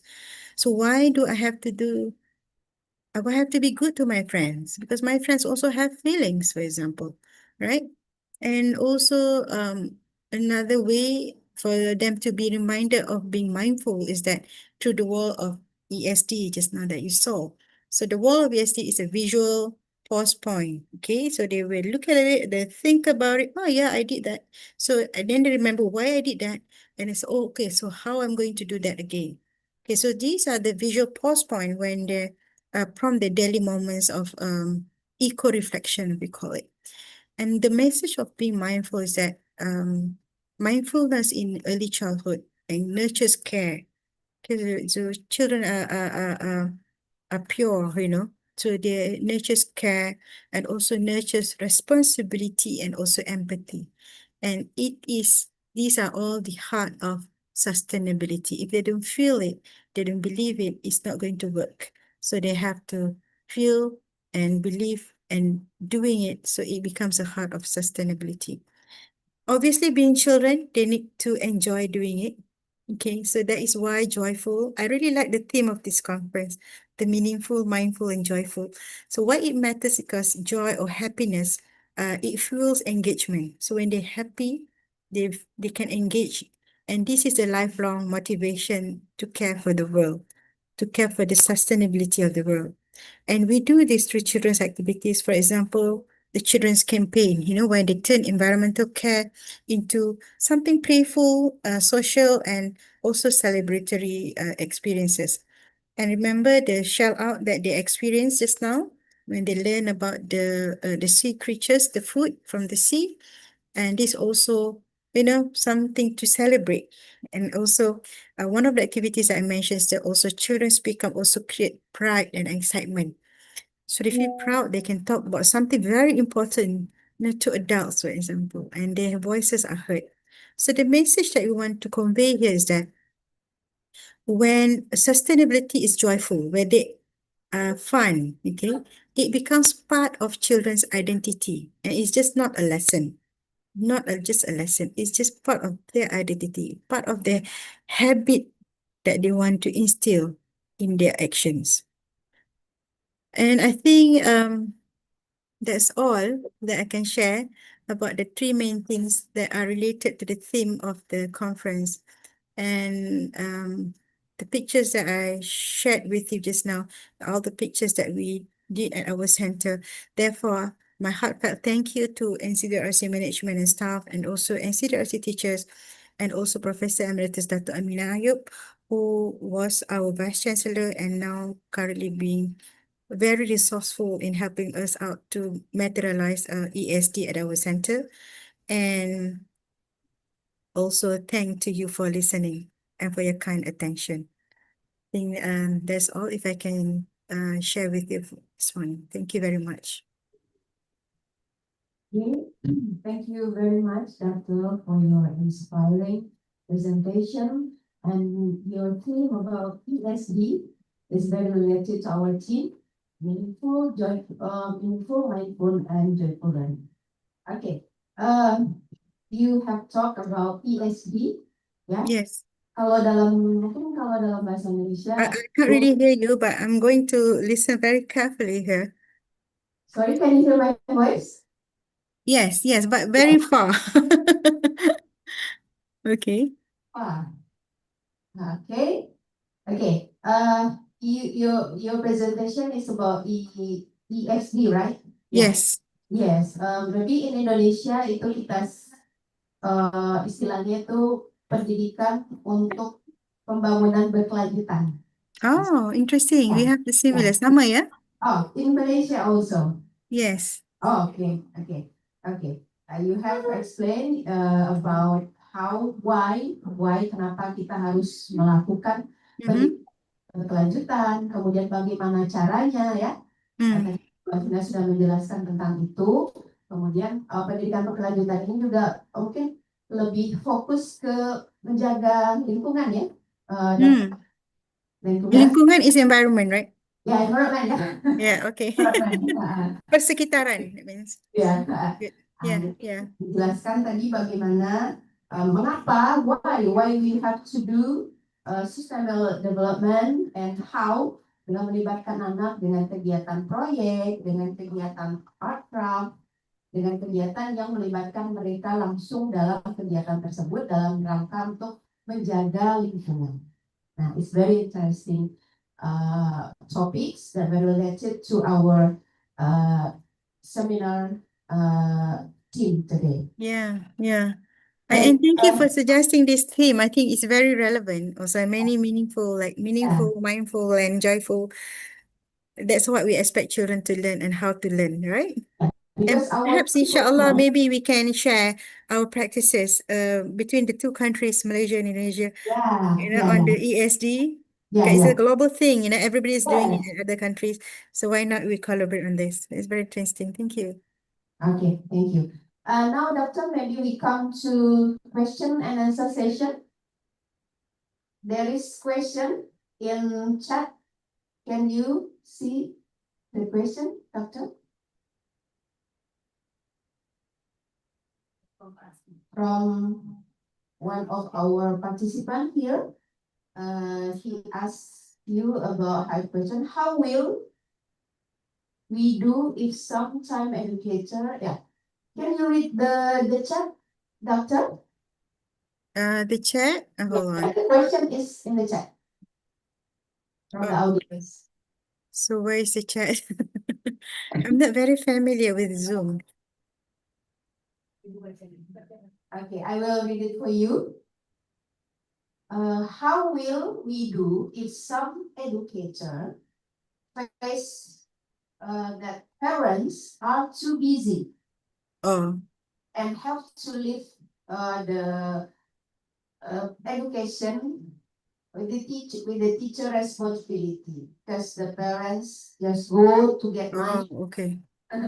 and those children have to stay at home Hmm. just do the interaction with the TV, with the gadget, with the cell phone. Yeah. So the question is how we can manage it. So if you relate it to your slide from your presentation, how can we cope this thing? Maybe like that. Okay. Thank you. Very important question. Therefore, I think we have to do it first at institutional level, not only your classroom. It has to be your center. If you have a center, then by having that institutional approach, then parents will feel very obliged to participate in the activities. Of course, we understand not only parents in Indonesia or it's also in Malaysia, parents are very busy, and therefore, what I could suggest and what we have learned from our own experiences here is that we need to engage parents in the project. For example, remember when I showed to you about the shell out activity? So all those prawns, fish comes from parents. And parents would wonder why would they need to give, to the contribute to the children's activities. So then this is the opportunity when they learn that, oh, children are learning about underwater world and how to save, the sea from pollution, for example, and how much we need to appreciate the resources from underwater, the fish, because it's not going to be poison, polluted, and so on. So when we have that, we need to express it. When you have the wall of ESD, remember? So this is how we can first capture the attentions from parents. They see, oh, this is what my children have been learning. So you need to not only show and tell, you have to shout and tell. Like put it there, you can't miss it. When you send your kids to school, it's there for you. And then tell the children to talk about this at home. Or when sending off to school, tell the children, as children, tell mama, this is what I learned, at Wall ESD. And also the children speak up in all these activities, um, um, uh, make it in a sense that parents have no choice but to also contribute to be engaged in that activity, for example. Right? So obviously we have to break the cycle that parents are using gadgets as a babysitter. Give gadgets a phone so they watch the phone while eating. So we need to break the cycle. So you can plan such activities at home. How much the value of family routines, for example, reading together, asking together. So this can be done. So you can discuss what are the challenges that you have with parents, apa cabarannya. Then you can start thinking of the projects. You ask children what they feel when the parents talk to them at home, what they feel when parents start participating and asking about what they learn. So use children as an agent of change with what parents have been doing. So they can change it, they can, so of course you can do some activities with parents as well. I think that the answers, I think that problem is universal. It also happens in Malaysia with parents in Malaysia too. Yeah. Yeah. We have second question, Doctor. Yeah. Amalia Husna. I will read it for you. Thank you for your very inspiring presentation. Yeah. Currently, Yeah, I can read the question now. Is it okay. at the chat? Yeah. It's about what would be an effective way to integrate sustainability values into teacher training, right, through such learning media. All right, it's a very important question from Amalia Husna. Thank you. Obviously, we can't start without any teaching training. So we have to start because children, they will learn from what the teachers learned before. So we need to train the teachers. So what we had been doing before we start this ESD is to make sure that the teachers also have the same belief teachers understand what ESD is and how ESD can be used to achieve SDG. So if the teachers don't believe in that, so this program will not be successful. So you need to provide trainings for them, and they need to have the knowledge, okay, the knowledge what SDG and ESD, why and how, okay, and when. So all these questions must be really digested by teachers. So once they have the knowledge, the skills, the competencies, then they can start planning for children, because they know children very well, because even like I'm as a lecturer, we don't work with children every day, but teachers, yes, yeah, teachers, they understand, they can talk to children. So, but they need to have this belief, they need to have this knowledge first, okay? So whatever that children learn in the classroom can always be related to ESD. It's how you embed it, how you want to, to package it, for example, so that they are learning it every day, but if you don't really twist it to ESD, for example, so they won't be able to learn. So teachers don't have the knowledge about what ESD is, so even if they learn about fish, they will just learn about fish. So what is fish to them? So fish, in the context of sustainability, we can show to them what happens to fish if the sea is polluted. So you can't eat fish anymore, for example. So things like that have to be educated. Teachers need to be educated first, and then they can impart this knowledge to children. Okay. So obviously you need to have training. So what we did, if I can share with you, I'm very excited about this, is that we come up with books, because we come up with storybooks. Now we're working on that project now.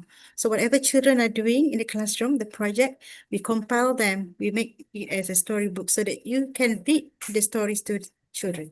So I have a number of titles now. So inshallah, maybe we can share later about that. Ibu, Yeah. Okay. So thank you very much. It's already, I saw Prof. Sophia. ya Ibu Maslina. Hello. Nice to meet you. So I think my session ends here at 11:30. Okay, thank Can you. I Thank ask you for question? your 10:30. presentation, Maslina. How are Yes, you? good. Thank you very much. And Yeah. so nice to meet I'm you sorry to again. take some of your time, Prof. Yeah, okay, no problem. We Yeah. are very happy for your with your presentation.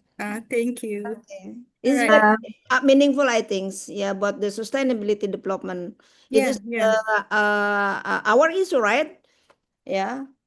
Inshallah, we can collaborate on this. Yeah, of Because you're course. from science. Yeah, okay. Obviously, this. Thank you, Thank Maslina. you very much, everyone. I hope you enjoyed, and I really enjoyed. Thank you for the invitation. Ibu Salam. Maslina, can I ask question? Oh, yeah, sure. Okay. Yeah, You can directly contact Maslina with JJ, because we ran out of the time. Still have one more presenter today. Okay, so one more question, please, for Yes. Bu Maslina. Thank you very much for the time given. That's very interesting topic, educational for sustainable development, for children speak up, what they observe, they learn, and they practice, and children speak up. So it's very, interesting experience. The last year that we have the opportunity to visit NCDRC in UPSI. Thank you for coming. Yes, it's very lovely also to visit the kitchen, and we also speak up with chef about the cleanliness of the food in a area provided by UPSI NCDRC UPSI. Yeah. Thank you. There's one question that I gained from the presentation about organize the regular campaign. That's very interesting. How the children organize with the community, also with the teachers, and also involvement of the family in this case. So my question is about this. Is it ranks in the actually in EC curriculum, particularly in NCDRC? This is a regular practice.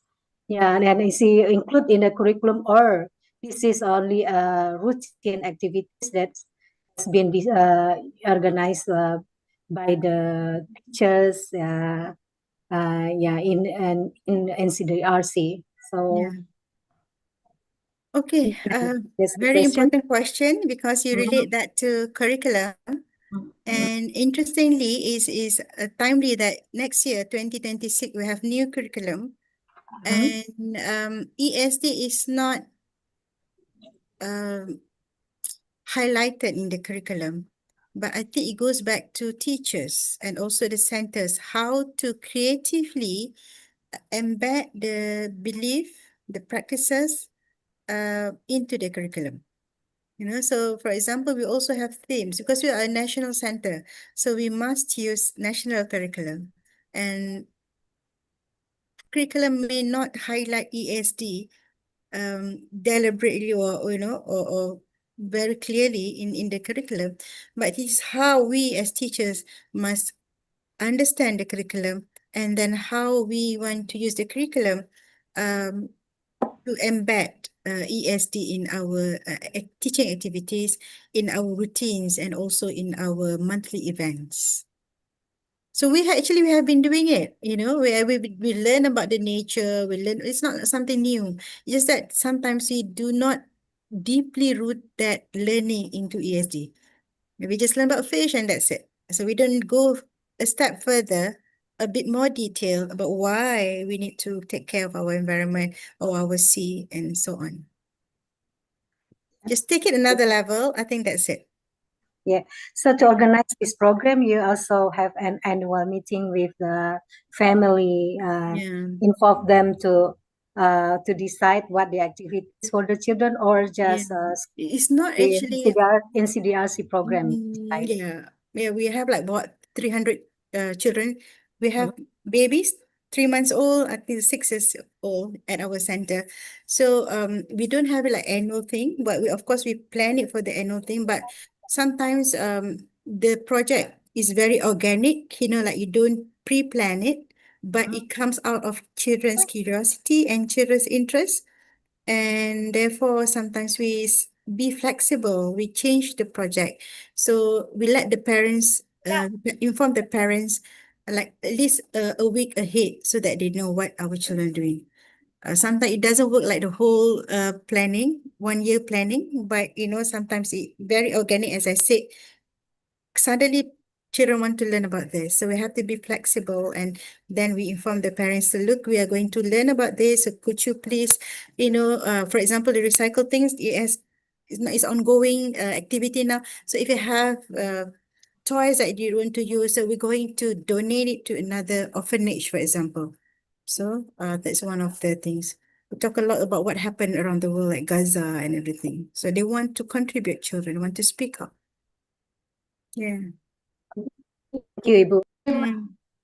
Okay, thank you. Yes, thank you very much for a wonderful discussion and sharing ideas with us. Now we are going next to the session, next keynote speaker, and I give it back to MC. Thank you. Okay, thank you. We would like to thanks to our second keynote speaker, Ms.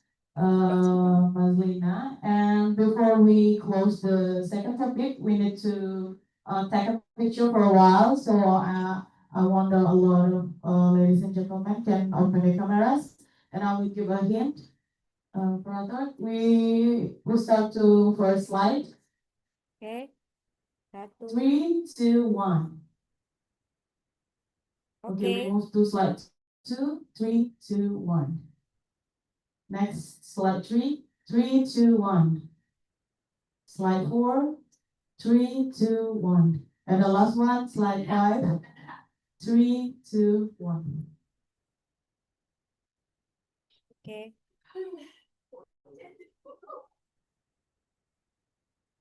Terima kasih kita ucapkan kepada moderator pada narasumber kedua. Selanjutnya penyampaian materi ketiga yang akan dimoderatori oleh Bapak Imam Mufti MPD. Silakan. Next topic will be led by Mr. Imam Mufti MPD, and our speaker Mrs. Dr. Nia Nur Hasana SSI MPD, and today represented by Mrs. Erika. Arika Nofrani as the site MA. Please go.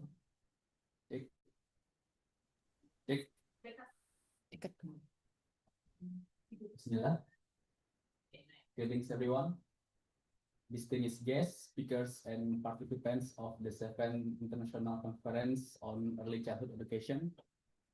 My name is Imamuti, and it is my pleasure to serve as the moderator for the session. And without further ado, our speakers today is Ms. Arika Nofrani. Hi, Ms. Arika. Hello, good morning. Can you hear me clearly? Okay, your sound clear and very clear. Okay. Okay.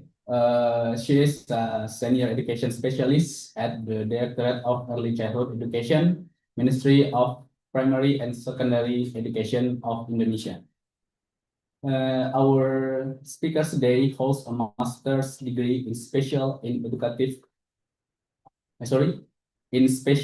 inclusive education from University of Nottingham, United Kingdom, and a bachelor degrees in psychology from Universitas Indonesia.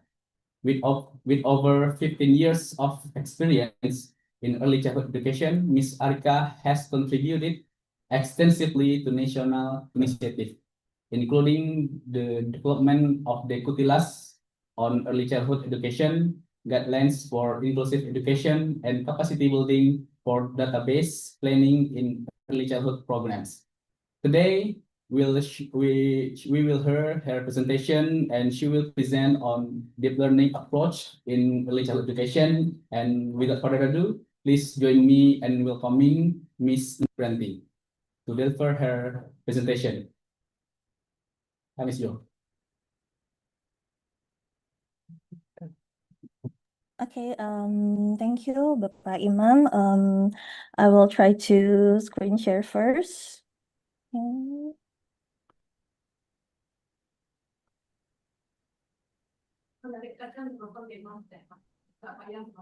Okay, can everybody see my screen now? Yes. Okay, thank you. Okay, Assalamualaikum warahmatullahi wabarakatuh. Good morning, everyone, to the moderators, Pak Imam, fellow keynote speaker, to Jennifer Question, Prof. Meslina, and Prof. Sofia Hartati, respected educators, researchers, and also participants from all over. I'm truly honored to be with you today. And before I begin, I'd like to deliver a message from our director, Dr. Nia Nur Hasana, the Director of Early Childhood Education at the Ministry of Primary and Secondary Education.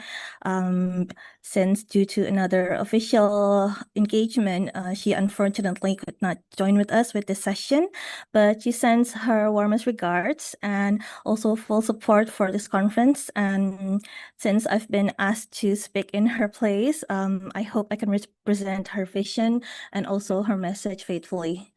Okay, today we'll be discussing about something that I believe that we care deeply about, how we can strengthen the early childhood education through deep learning approaches, and that this is not just about techniques, it's about how we rethink how we view the children, how we define learning, and also what kind of generation we're preparing for our future. So hopefully over the next hour, we can discuss the urgency of this approach and what deep learning looks like in early childhood and how we can implement it in our daily practice with purpose, joy, and also mindfulness. Okay, so let's start with the challenge. As you can see here, we can see this data that reflected from PISA 2022 that shows that the vast majority of Indonesian students, almost 99%, are still operating at lower order thinking level. You can answer questions that require remembering, understanding, or applying, but only a very small fraction, less than 1%, are consistently demonstrating higher order skills like analysis, evaluation, or creative problem solving. So this doesn't really mean that we've been doing everything wrong, but in fact, in recent years, we've already started shifting our approaches, especially in early childhood. That we focus more on child-centered learning, we encourage explorations, and also build stronger foundations in early childhood. But so the transformation is actually already beginning. But what we are proposing now with deep learning is not to start over, but to go deeper, to optimize the learning process so that it becomes more conscious, more connected, and more impactful, especially from the early years. Because while like foundational literacy and numeracy remain essential, they are not enough. The world is changing, and it's changing really fast. And to prepare our children for that future, we need to strengthen the skills that will help them think critically, collaborate meaningfully, and also adapt with resilience. And those skills don't emerge by accidents, as they must be nurtured like intentionally through a learning experience that is mindful, meaningful, and joyful. And it starts in early childhood. Okay, so let's explore what deep learning actually looks like in this context. Okay, so we talk about deep learning in early childhood.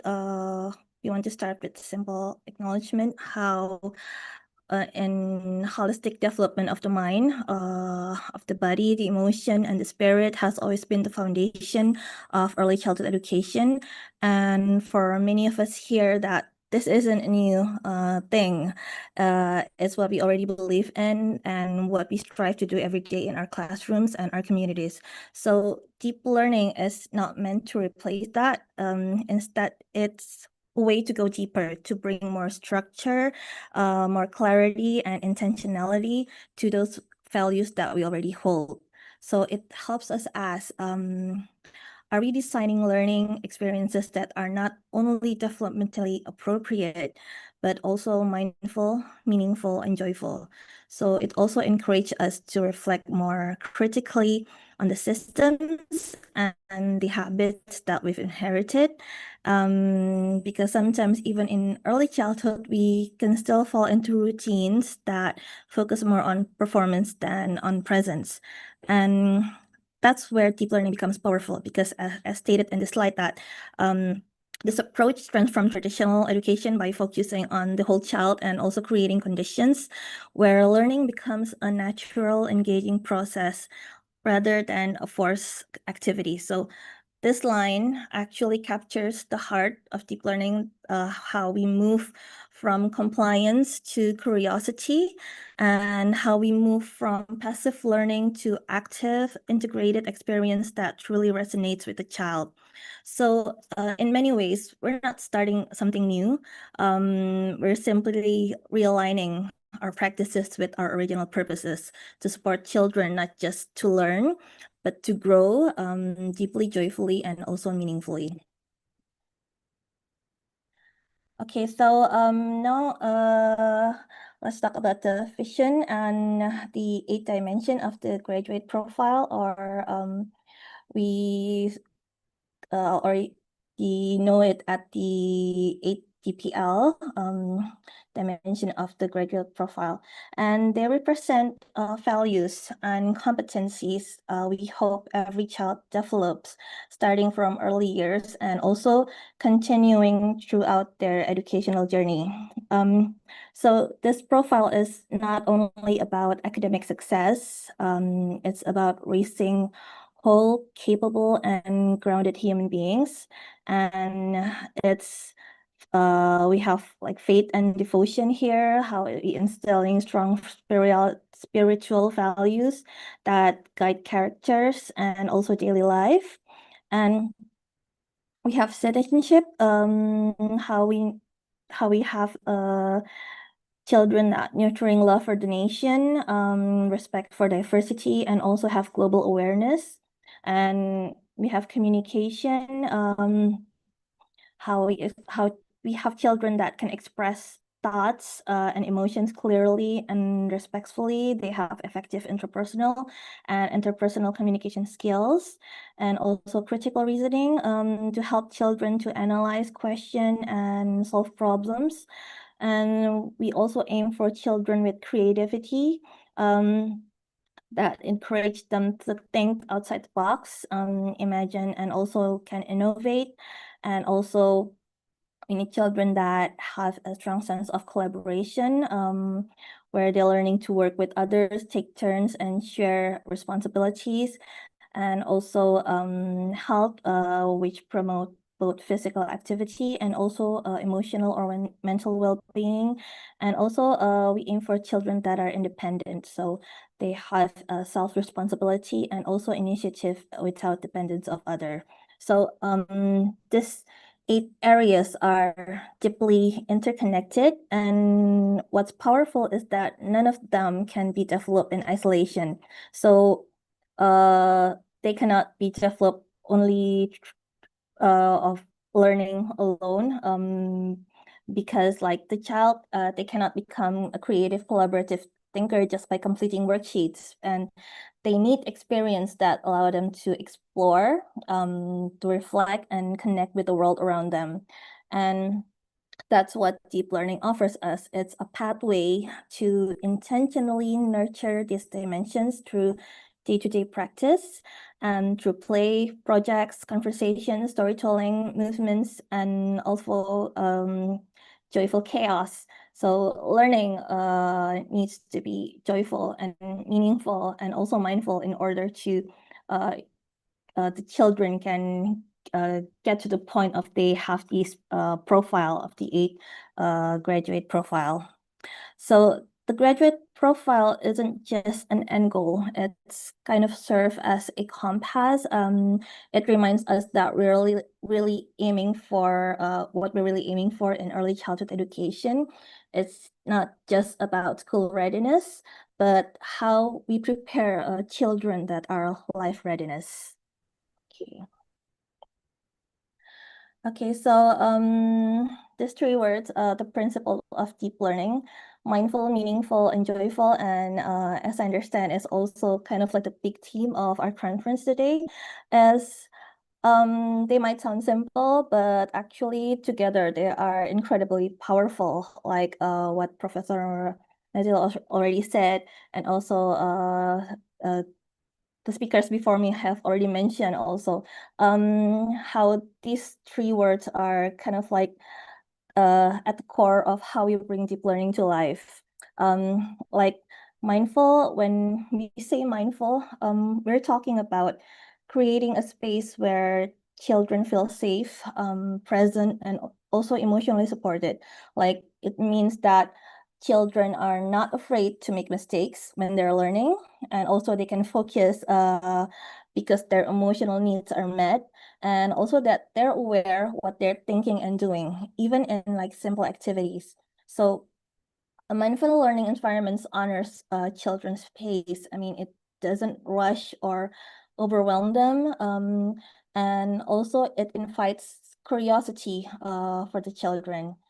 And so that and after that comes meaningful, where this is more about the relevance of what we're learning, is what they're learning connected to their life, and then does the learning itself build what they already know, and then can they see how it matters beyond today. So learning about for examples like learning about shapes, it becomes more meaningful when we connect it like to food, building, or nature, or the world around us, and or when a math activity is like tied to helping prepare snacks, or setting the table, or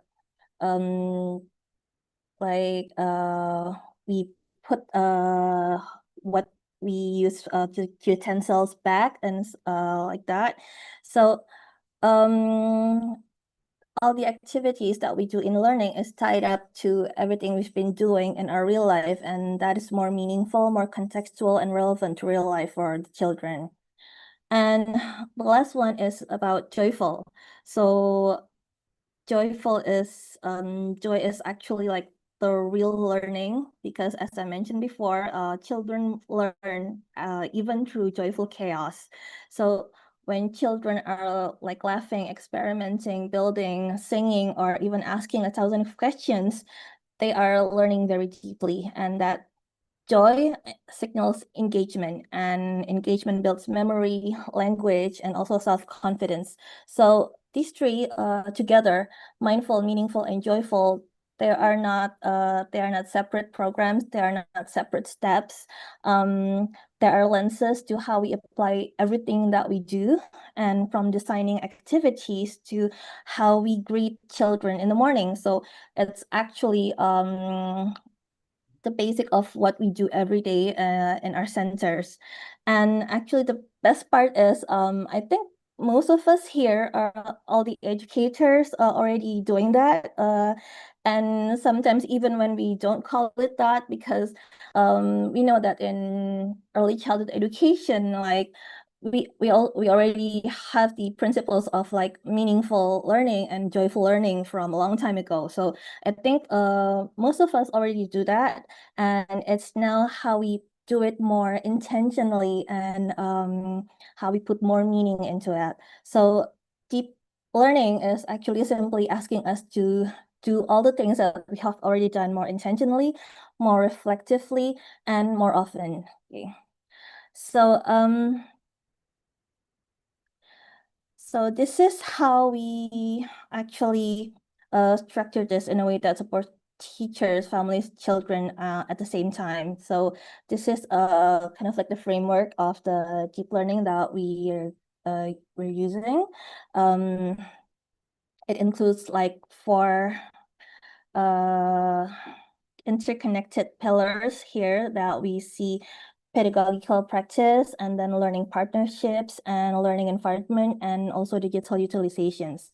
So in pedagogical practice, these are the actual strategies that we use to facilitate learning. Sometimes it's like the project-based learning, the scientific exploration that we do, how we have learning centers, we have learning areas where children can choose and move more freely, and also inquiry-based approaches where children observe, ask, and also experiment. So what matters here is kind of like the intentionality. Are we choosing the methods that encourage deeper thinking? Are we giving space for reflection, discussion, and how we can nurture children's creativity? So the goal is to move from only delivering content to design experiences that are rich, integrated, and also open-ended for our children.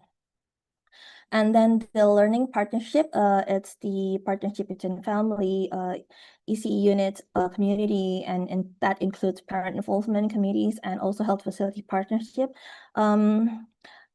That the thing that we really need to highlight is that deep learning doesn't happen in isolation. So we need strong, active collaboration between everyone, between the educators, between the family, communities, and also health and support services, and even the local governments, because that means involving where involvement of everyone, involving the parents, not just as specific recipients of the school informations, but also as partners in learning. So it kind of means listening to caregivers' insights, inviting them into projects, and also building bridges between home and school. And it also means linking with community resources, from local experts to cultural leaders, and also to make learning more authentic and also rooted. And about the learning environment, we look at learning environment, and that this includes both physical and also emotional space.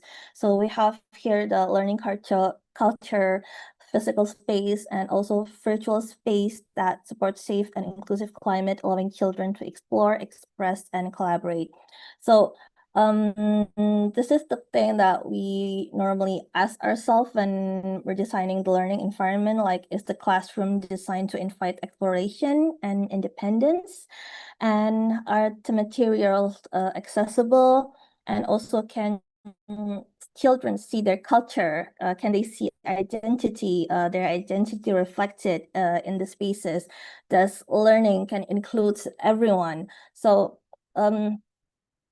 this is what we usually ask ourselves when we design the learning spaces. But also beyond physical layout, we also ask when we design this that do children feel safe being in this environment? And also, are they encouraged to express their ideas? Can they have can they choose what they like to play with, and can they take risks, and can they ask questions?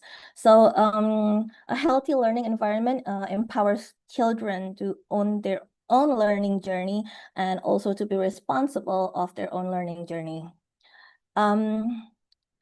And the last one is the digital utilization, how we create more interactive, collaborative, and also contextual learning through digital resources for teachers, learning support tools, and also children learning resources.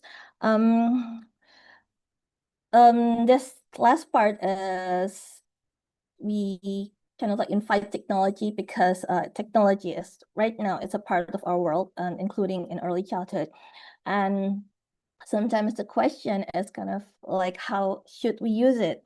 Because how do we use it mindfully, meaningfully, and joyfully? The use of the digitalization and also technology.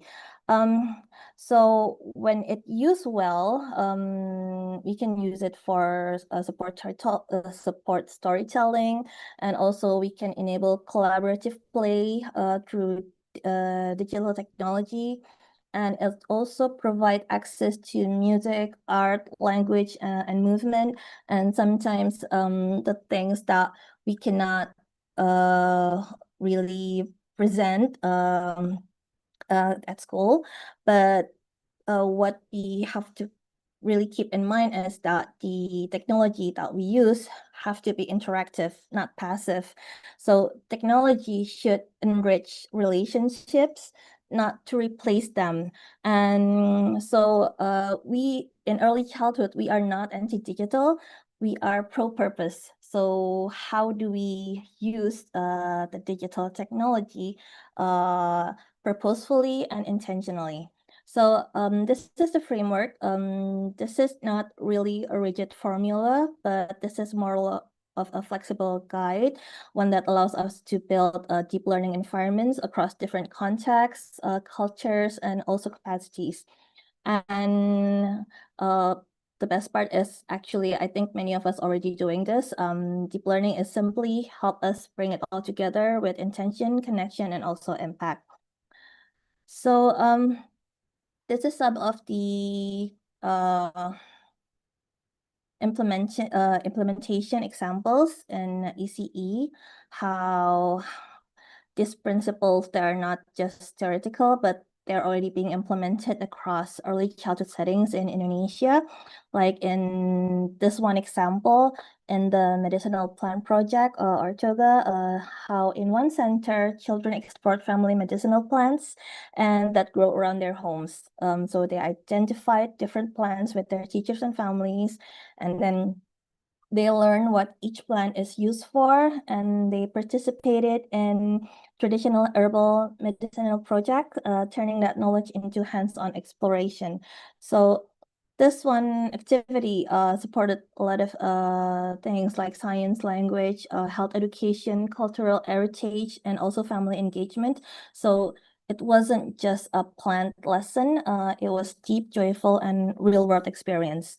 And also we have another example of the introduction to local plants and growth. So this is a project where children explored different types of local plants and how they grow. So they observe real plants, watered them daily, tracked their growth, and grew or told stories about the process.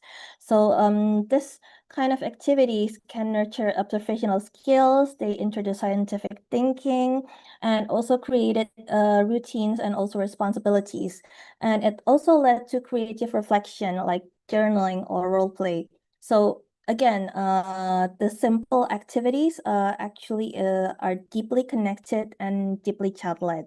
So what this example show us is that deep learning doesn't require expensive tools and new curriculums, but it starts with how seeing the potential in children's everyday surroundings. So designing learning that's connected to culture, nature, family, and play, and creating space for children to think, do, feel, and reflect is kind of what deep learning is all about. So when we approach project like this, using lenses that we've discussed, like mindful, meaningful, joyful, they become incredibly rich learning experience. So I think this is how how we design more of this kind of experience while keeping them structured and also measurable. So this is how we design it more intentionally. Like the planning process is broken down into 4 connected steps: the identification, learning design, learning experience, and also assessment. So like in identification, we identify children's readiness. What are the children ready for developmentally? And also we determine the graduate profile dimension. So which of the graduate profile dimensions that we want to focus on.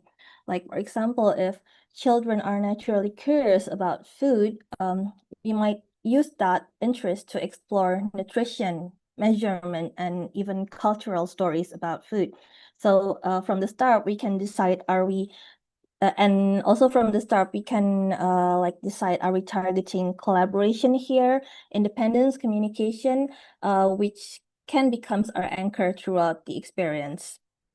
And then we set learning design. This is kind of like the blueprint where we kind of design what's the objective and also what topic will spark interest and be relevant to their context, and how can we make it like cross-disciplinary, integrating like literacy, numeracy, art, and also science all together. So and then we look at the full framework, what pedagogical practice that we will use. Are we going to use projects, centers, or inquiry? And how can we involve families or the community? What kind of environment will support this learning physically and emotionally? And is there any digital tool that could add value? So that's when we design. We're not just planning an activity, but we're designing a whole learning journey here.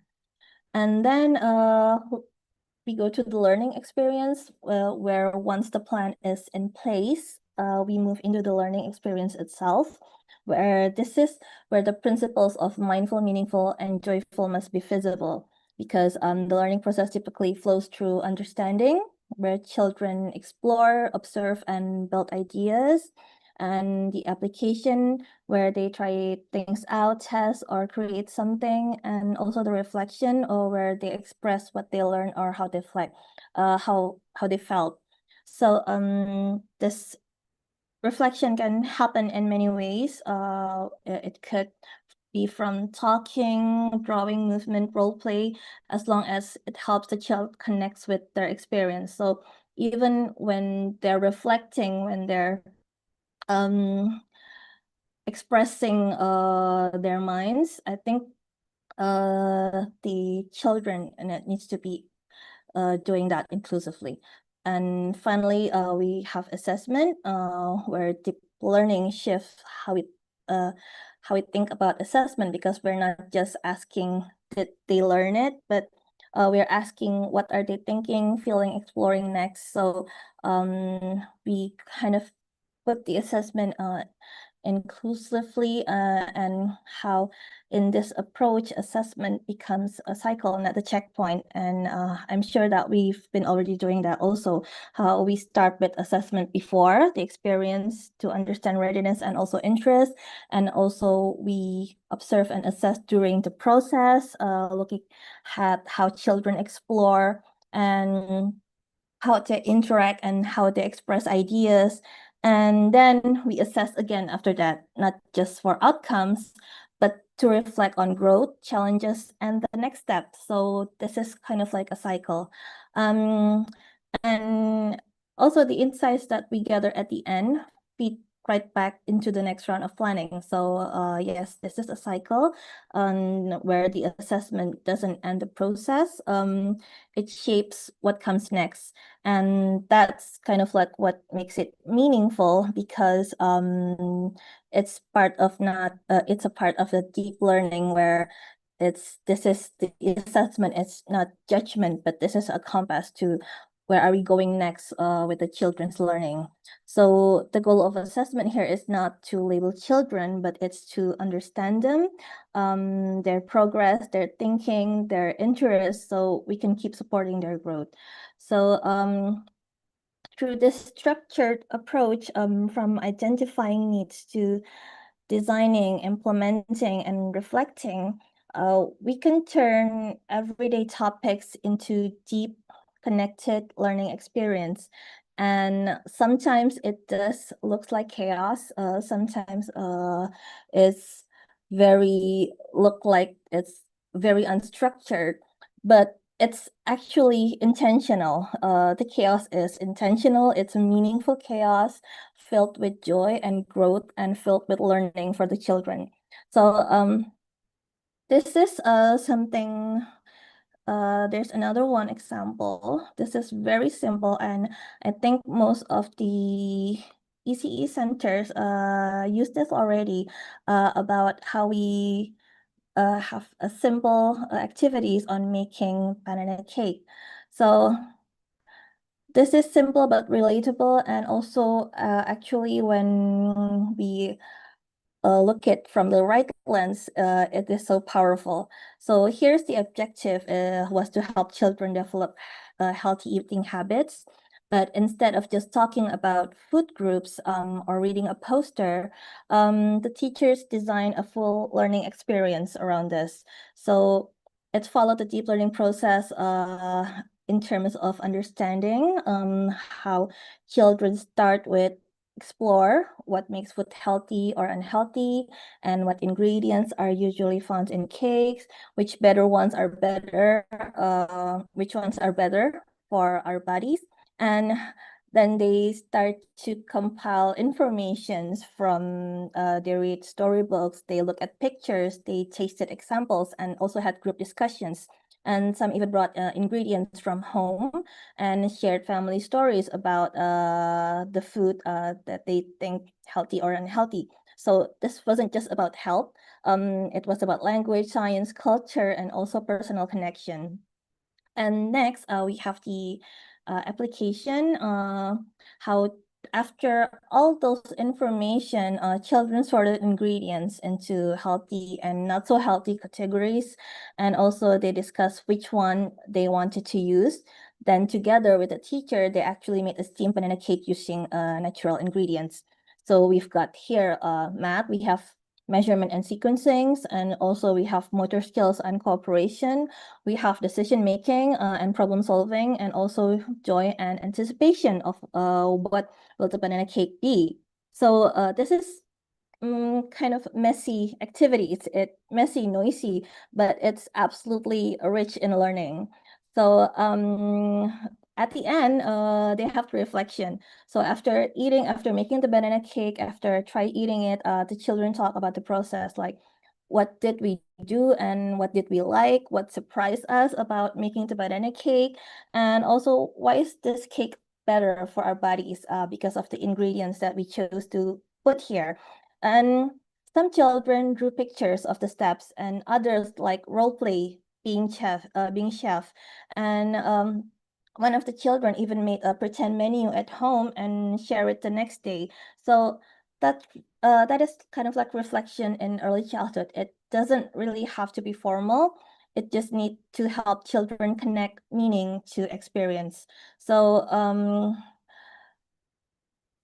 now if I told you at the start of the activities, like, okay, children, this week we're going to develop computational thinking, collaboration, and health awareness in preschoolers, that might sound a bit overwhelming for not only the children or the parents, but probably also for the teacher itself. So, but through something as ordinary as making banana cake, we can actually do that from the simple activities. So this is kind of like the power of deep learning. It doesn't require fancy materials. It builds from the child's world, and it creates moments that are unforgettable because they're lived, not just thought. So that is more memorable for the children. So as we move toward the end of the session, let's ask ourselves as educators, as early childhood practitioners, that what kind of environments that make this kind of learning possible, and how can I create more experience like this? So I think let's commit to building learning environments that make children feel safe to express themselves, where we feel that creating space where every child's voice is heard, valued, and celebrated. So that means that children feel heard by us. They feel seen, they feel respected, even where their ideas are different from the rest of the class. So, and also that safety isn't just about comfort, it's also about power. Where in deep learning environment, children are given choices in how they learn. They have a voice in the classroom routines, and they also have real responsibilities in what they contribute. And when we trust children with that power in like age appropriate ways, they begin to trust themselves, and they build up a kind of confidence, how they learn that their ideas matter, that they have ability to make decisions and take risks, and they can reflect. And this is where real confidence comes from, not from praise, but from having agency in their own learning. Because when children feel psychologically safe and also trusted with choice, they don't just participate, but they take ownership of what they're learning. And that is the foundation of a lifelong love of learning. And also, let's commit to build learning environments where educators are empowered to innovate. So we cannot ask teacher to deliver deep learning if they're operating in fear or constraints. So teacher need trust. Teacher also need resources. They need the freedom to adapt learning to the unique children in front of them. So not just to follow rigid templates. Because when educators are supported, they become creators, not just implementers, but and that's when beautiful, unexpected things, learning start to happen. So also that every let's commit to make a learning environment where every learning moments feel purposeful. Um, and this is kind of like the shift from just getting through the day of in ECE centers to seeing each moment as meaningful. It means that a conversation during snack time, it can build language, and a messy play activity can spark early science, and also a child question can open a whole week of exploration. So every little details, every moments that we have in our ECE centers matters a lot, because when we design with purpose, children learn to live with purpose. And that's what we want, not just children who remember content, but children who are curious, capable, and also connected to the world around them. So let's just this be hopefully our shared commitment that no matter our role as a teacher, as policymaker, researcher, parents, we commit to learning environment that nourish both the heart the mind and also the physical of the children. So because when children feel safe, when teachers feel trusted, and when learning feels real, everyone is empowered, something powerful happens. Children don't just learn, but they grow. So I think that's the end of my presentation. Thank you for your time, your work, your commitment to children, and also your willingness to rethink, reflect, and reimagine. And everything that we talk about today, deep learning, joyful learning, meaningful learning, experience, none of it happens on its own. It happens because of the teachers who slow down to really listen, and also the policymaker who centers the child, the school leaders who trust their team to try something new, and also the community member who says, let's build it together. And as we said earlier, that when learning is conscious, meaningful, and joyful, children don't just learn, they grow. And then we grow with them, not just as professionals, but also as human beings. We begin to transform not just the classroom, but the whole system. And so let's just keep learning together deeply, mindfully, joyfully. And once again, I would like to thank the ICECE 7 committee and also the Universitas Negeri Padang for this opportunity. And to everyone here, thank you for being part of this shared journey with us. Wabillahi taufiq wal hidayah. Wassalamualaikum warahmatullahi wabarakatuh. I go back to the Mr. Moderator. Thank you, everyone. Okay, thank you, Miss Arika. That's so very insightful, inspiring inspiration from you. I hope the audience always listen to your explanation carefully. And right now we have the session to questioning for you. Please, anyone who wants to ask Miss Arika about the topic, just raise your hand or open mic, and I will allow you to speak in the Zoom.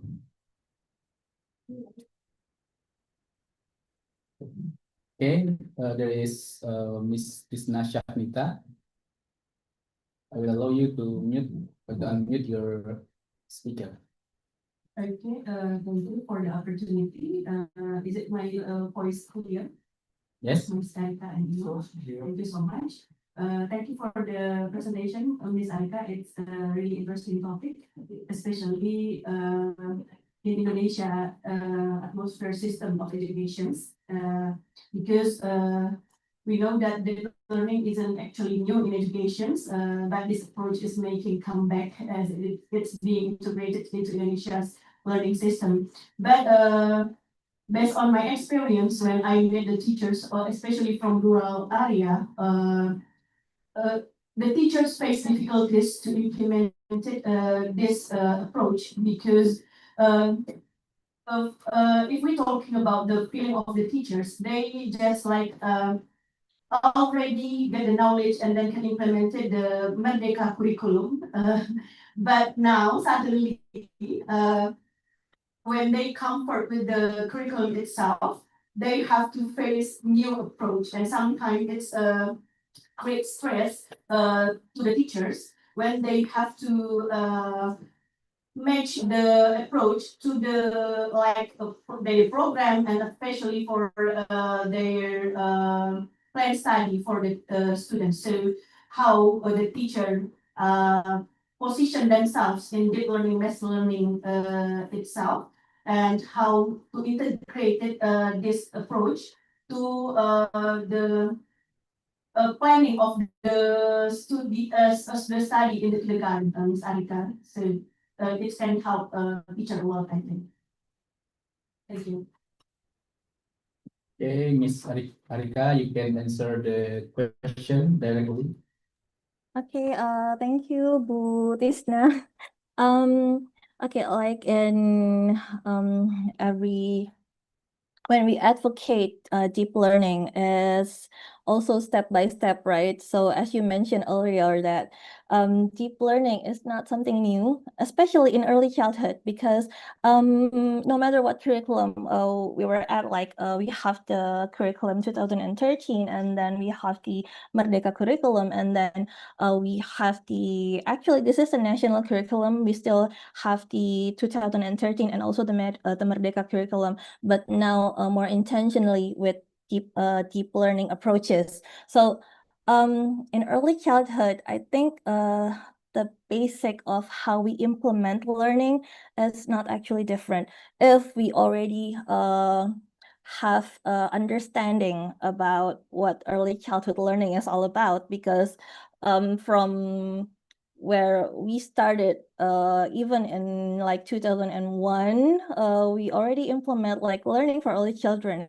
have to be meaningful, joyful, and also mindful, actually. So as long as the teachers already understand that concept and how we implement like pedagogical practices, if we use like project learning or inquiry based, and then we have like the center approaches, or we have the area approaches, the area model, and some sort of things like how we strategically implement learning.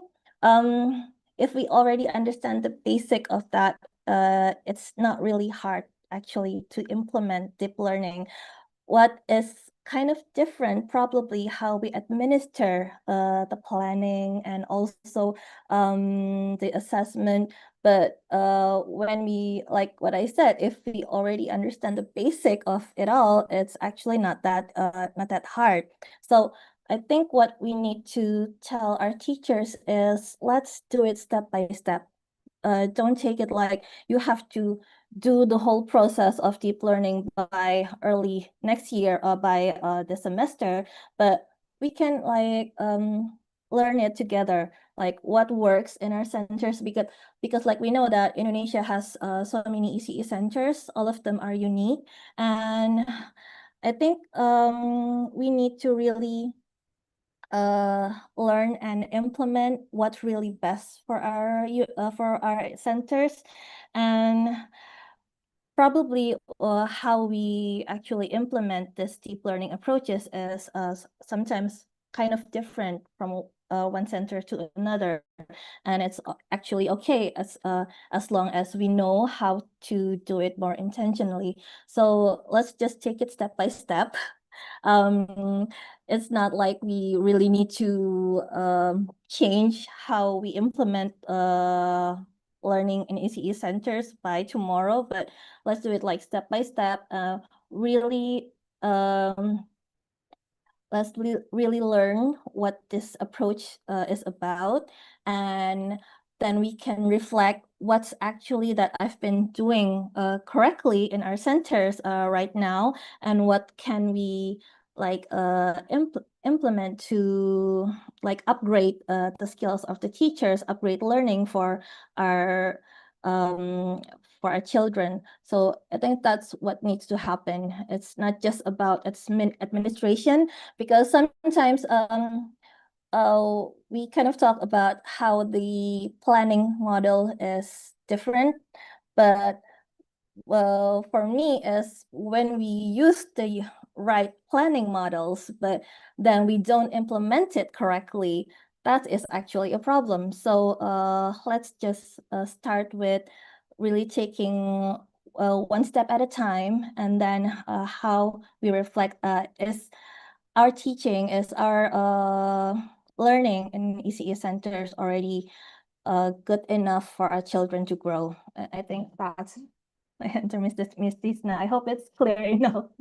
Thank you. Does that answer your question, Miss Tisna? Yeah, thank you so much, Miss Alika. Maybe if Suaranya, Kak. Thank you, Miss Sarita. Maybe if you have any links or websites that are all platforms that can help the teachers to learn directly from that website, maybe it will be helpful. So maybe if you have that link, you can add it to the presentation so we can share it to our participants. Thank you so much, Ms. Arika. Okay, thank you, Ms. Tisna. Actually, the Pusat Curriculum, they already have a website link. I will put it in my presentation after this. Okay, thank you. Okay, Ms. Arika, maybe later you can send to us the link from the Pusat Center curriculum, so we can share it to all the participants. Then, if there's any question, please raise your hand or just write it on the chat column.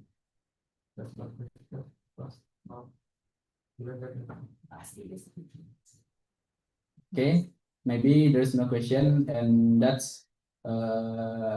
is the last session of question. And thank you, Miss Arika, for your inspiring presentation. And I personally thought that the deep learning approaches is emphasized on the purposefully and intentionally design learning. So if we have to learn to design the learning, then the student would learn purposefully like that. And then your explanation show that learning approaches when applied in early childhood education can nurture not only academic skills, but also learn the cultural and the other holistic development in children.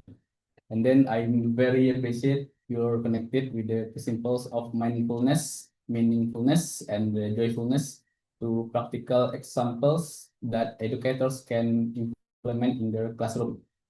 And maybe let us give her one more round of applause.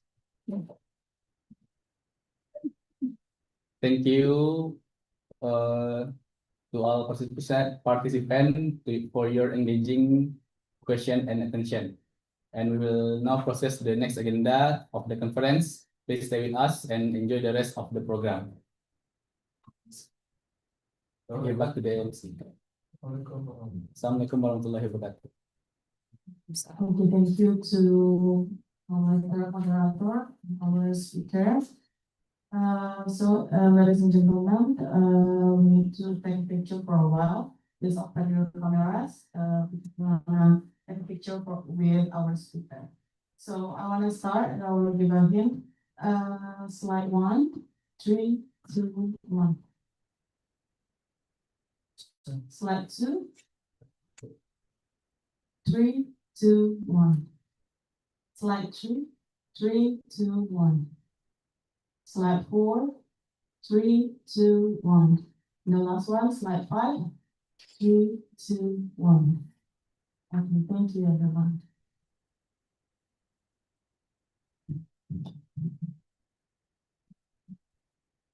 Terima kasih kita ucapkan kepada moderator dan narasumber ketiga. Selanjutnya penyampaian materi keempat. Mari kita sambut Ibu Mutia Afida selaku moderator. Kepada Ibu, disilakan.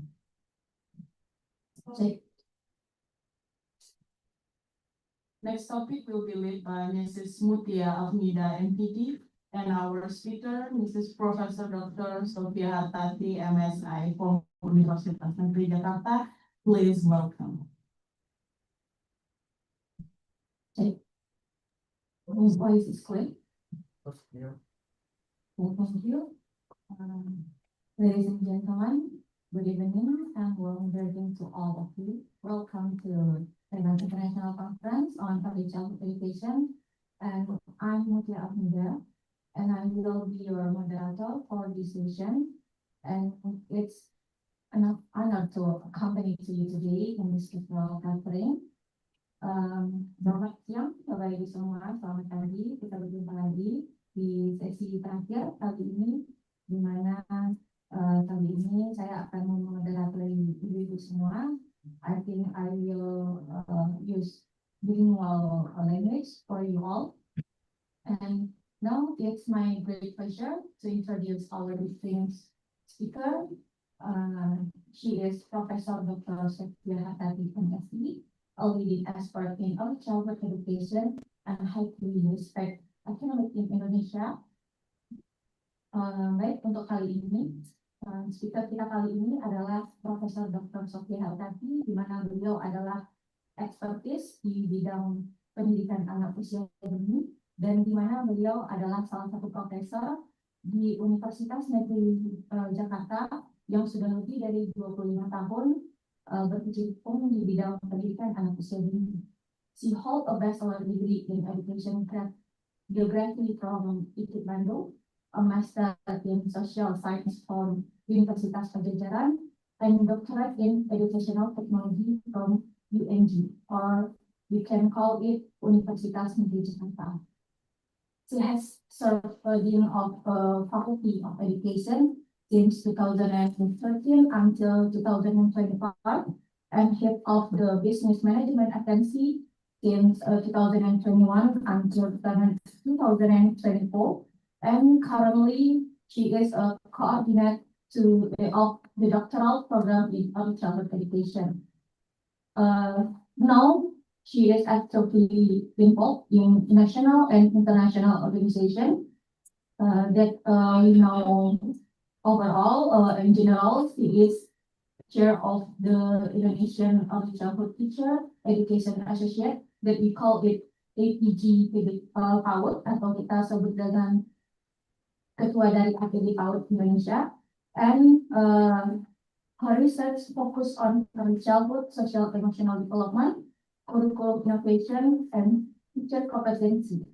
Di mana riset beliau itu fokus di bidang sosial emosional, perkembangan sosial emosional anak usia dini, di inovasi kurikulum dan kompetensi pendidik. And for now, today, Professor Dr. Sophia Hardati, MSD, will present on a topic that is relevant to our conference then. Please join me in welcoming Professor Dr. Sophia Hardati, MSD. This thing is yours. Okay, this my time? Yes, ma'am. Saya, ya oke. Thank you, terima kasih, distinguished ladies and gentlemen, esteemed conference participants, and also fellow speakers. Thank you for the times and opportunity given to me. I just to completely speaker before, yeah. So yeah, I want to talk in bahasa and also English. Yeah, I hope this is our conference in Indonesia and also international. So if I cannot talk clearly, I want to speak in bahasa, right? Okay, thank you. So my slide. Okay, sorry. Yeah, sorry. I want to share my slide. Yeah, okay. Can you see? Bisa dilihat? Sorry. My slide. Can all the participants see to my slide? See your slide. Coba ulang lagi. Yes, ma'am. We can see your phone. Okay, thank you. Okay, thank you. Yeah. As the committee asked to me about the theme about the joyful, meaningful, and mindful learning. Yeah, my theme, joyful, meaningful, and mindful learning, foundation for early childhood education in Indonesia. Why? Because joyful, meaningful, and mindful learning, it must to use in our perspective, in our PAUD perspective in Indonesia. Yeah, I hope all the participants agree with me that joyful, meaningful, and mindful learning is common in our context, right? Yeah. We can see why PAUD is important, yeah. Because the golden age of PAUD is the golden age of early childhood development. Yeah, we know that 80% of child brain development occurs between the age of 0 until 6 years. Yeah, I think everyone know about this theory, and also the critical period for forming a child cognitive, social, emotional, and physical development. And for the term investment, yeah, that PAUD, we know that every 1 rupiah invested in PAUD, yeah, will generate profit up to 7 times. It's very amazing. If we trust that we spend money for 1 rupiah invested in PAUD, we will generates profit up to 7 times. It is the research. Yeah. So long time saving on education, health, and unemployment subsidized. Yeah. Of course, if we do early childhood better in our field, of course, we have saving for the long time for education, health, and also unemployment subsidized. How come current situation of early childhood education in Indonesia? Yeah, it is our homework, right? As mentioned maybe before speakers, that our statistical data, the Ministry of Education, Culture, Research, and Technology has published early childhood education statistic. Yeah, that our statistic, many early childhood still lacks about everything about what we will do with what we will do about the in early childhood education context. And also education report 2005 launched of the 2024 education report card with the addition of data on the quality of the learning environment. Also, our access and participation challenges. What is it? Of the approximately 32 million children under 6 years age, only 1 in 4 children have access to early childhood education stimulation. I hope, we hope, yeah, that it is overcome in our country. Yeah. I hope, but it is the facts. This is our challenge. Only one children from 4 child, yeah, for 4 children have access to early childhood education. So we still have homework to our children. More than 20 million Indonesian children grow up without integrated and comprehensive early childhood education services. It is the UNICEF report, I think. And also, what challenge in early childhood education learning practices in Indonesia? Yeah, we know that still memorization-based learning, lack of play and exploration approaches that are appropriate to the child development stage. Yeah. And the other one, lack of the teacher training. Many of our teachers have not received adequate training in modern learning approaches. So this is also our challenge. And lack of emotional approach, lack of attention to the development of children's emotional intelligence and self-regulation. And the other one, regional disparities. Yeah, this is based on our fact that many region is very difference about the to achieve quality in early childhood education. Significant APK like participant for children, variation between province. Yeah, you can see this data. Yeah, Bengkulu and Lampung also very different, and other province also still different. And what impact of the of long term? Yeah, this is for performance in elementary school. We know that the children not go to early childhood. Of course, she or he can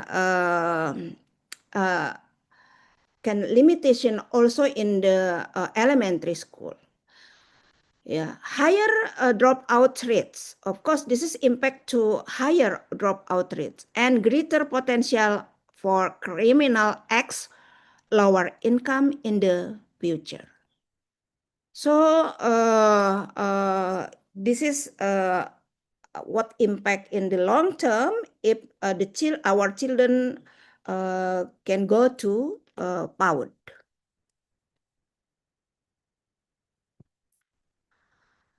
In my perspective, and also maybe it is not wrong. What is joyful learning? Concept and benefit. Yeah, joyful learning, it is enjoy, positive, and stress-free, or no pressure for the teacher, for the parent, for the adult.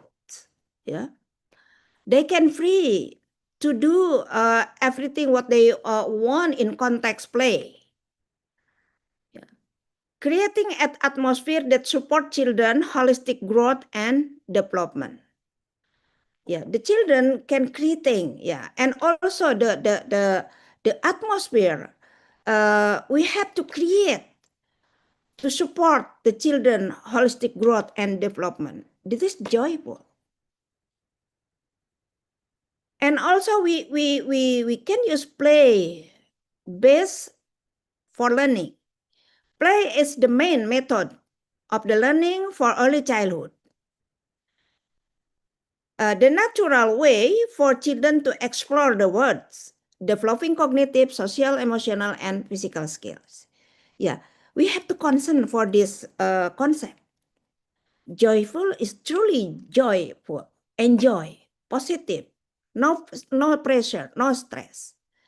And we have to addressing that the children have to play. They can feel free to play. And what kind of benefit of joyful learning? Reduce learning stress in children. Increase intrinsic motivation to learn. Develop creativity and imagination. Building a positive attitude toward learning. Strengthen the emotional bond between teachers and children. We know that kind of benefit of joyful learning. We can talk very easy to talk about the benefit, but we very hard to implementation about the joyful in the learning context for early childhood education.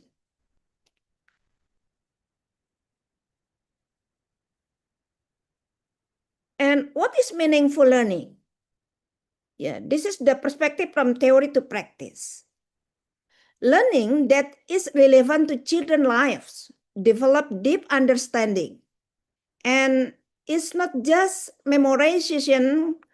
Yeah, not only talk about 1, 2, 3, 4, 5. The children counting. And connecting abstract concept with children everyday real experience. This is the meaningful. They know what they learn. Yeah. they can do everything. And they feel enjoy, and they cognitive can recognize what they do. This is the meaningful learning. We have to use thematic approach, integrating various development area through one relevant time. Example, yes, family, animal, environment, etc. What we can do in our class, in the PAUD class, in the kindergarten class. Develop a holistic understanding. Yeah, of course. What kind of holistic understanding? Yeah, the cognitive, socio-emotional, physically, and also about the value for to the children. Connect concept with children direct experience. Yeah, we have to connect concept. Yeah, with children direct experience. Yeah, with the one thing, we can encourage the children to understand what the concept, and they can do in their experience. And also we used to in our method we have to use one of the strategies like project-based learning or project approach learning. Yeah, engaging children in long-term project and that solve a real problem. Yeah, creating a school garden, integrating science, mathematics, or STEM. Yeah, developing value of cooperation and responsibility. Yeah, this is if we use the strategic about the PBL or project-based learning.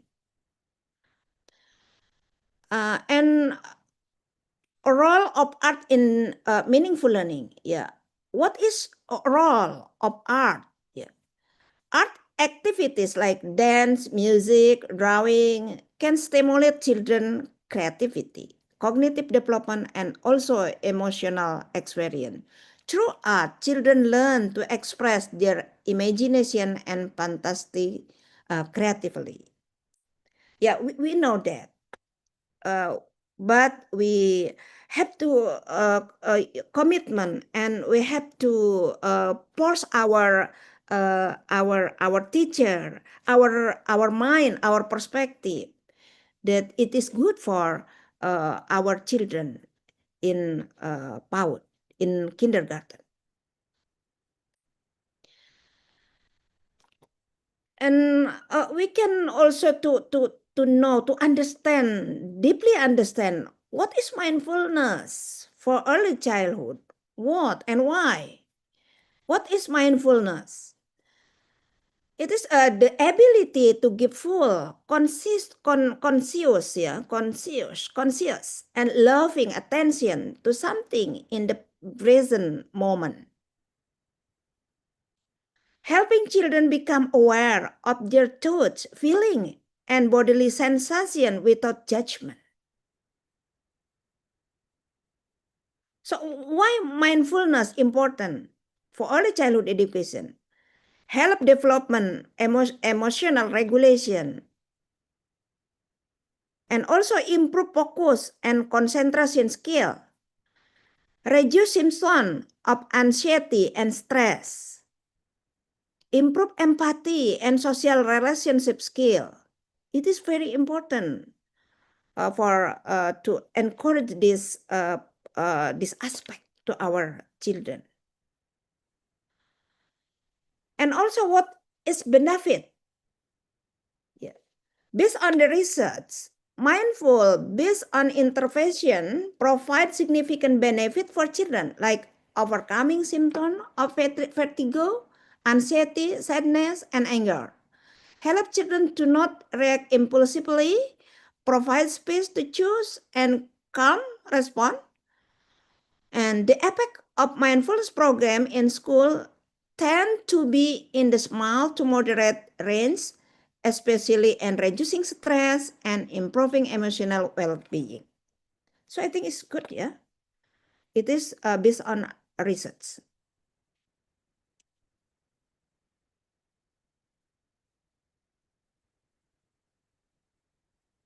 And the next one, strategies for implementing mindfulness in early childhood education. It is on one case, I think, or it is my references that mindful movement, conscious movement, like kid yoga with a simple process, status game, breezy dance, walk with full awareness, move to body to the rhythm of the breath, mindfulness of breath, awareness of breath, using small balloon and the stomach while lying down, Leontin nafas, breathing body, flower breath, and etc. So many things we can use to how to strategic implementing mindfulness in our class. Mindfulness of the sense. Yeah, this is a mindful for the movement. Yeah, and for the breath. This is for the sense. Awareness of the sense to the kids. Listening to the sound around you. Listening to the sound like a bird, sound bird or other apa ya serangga begitu ya. Listening, observing thing with the eyes, yeah. We invite the children to observe everything in our environment, surround environment. Feeling the texture with your hand, yeah. We can touch something like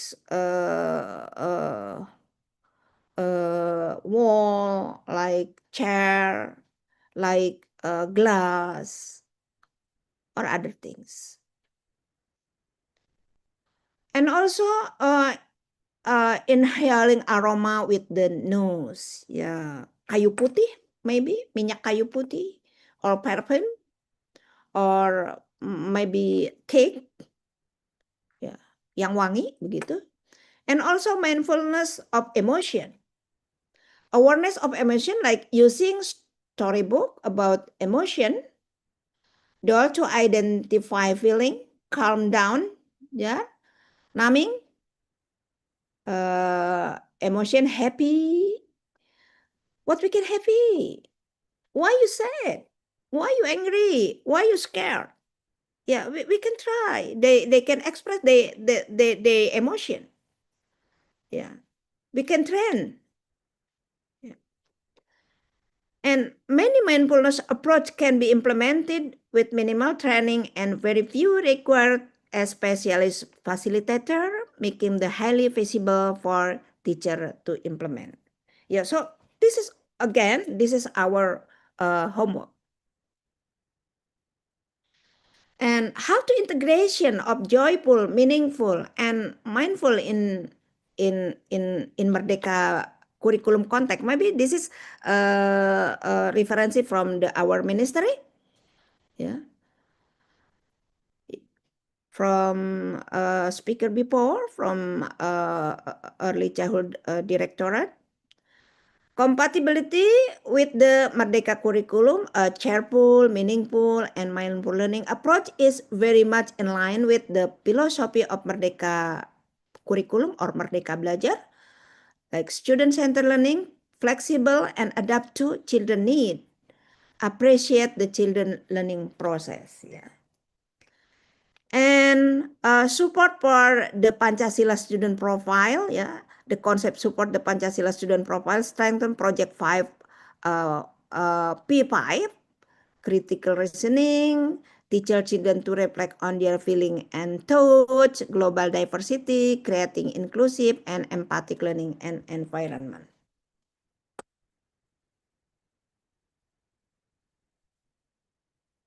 Yeah, and the next, the role of the teachers. How to encourage an empathic and self-aware facilitators. Yeah.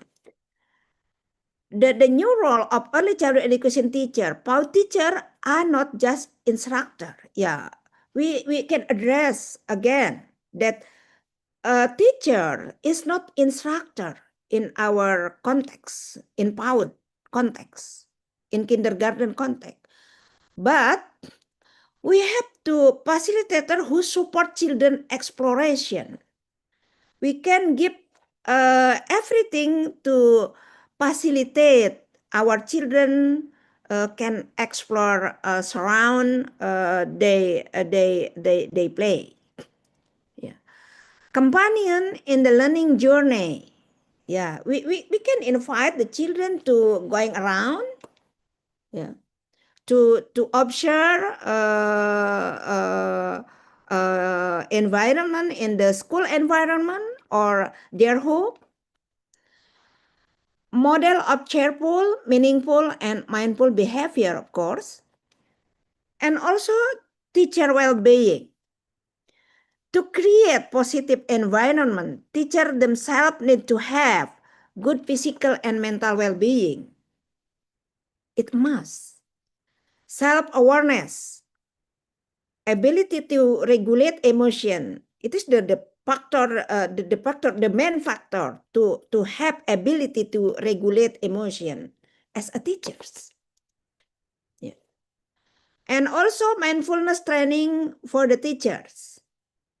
Mindfulness training is essential to help teacher managing stress at work. Yeah, we know that our teacher is very low salary. Many everything they handle, administration, and also as a teacher, as a facilitator to communicate with the parent and also with the society. Yeah, as a marketer also, so many things our teacher can have to do. And being a calm role model for the children.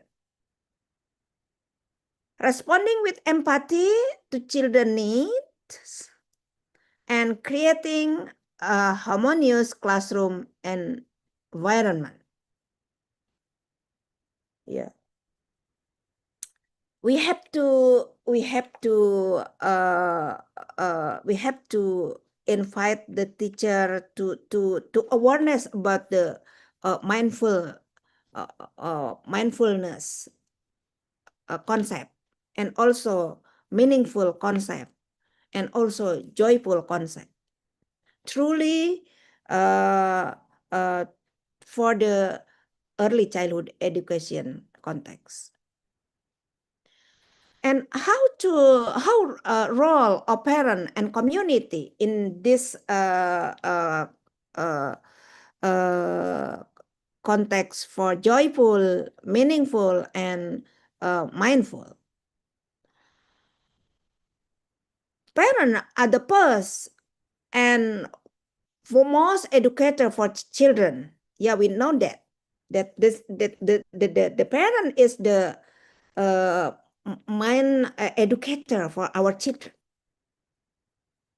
So they have to creating a supportive home environment.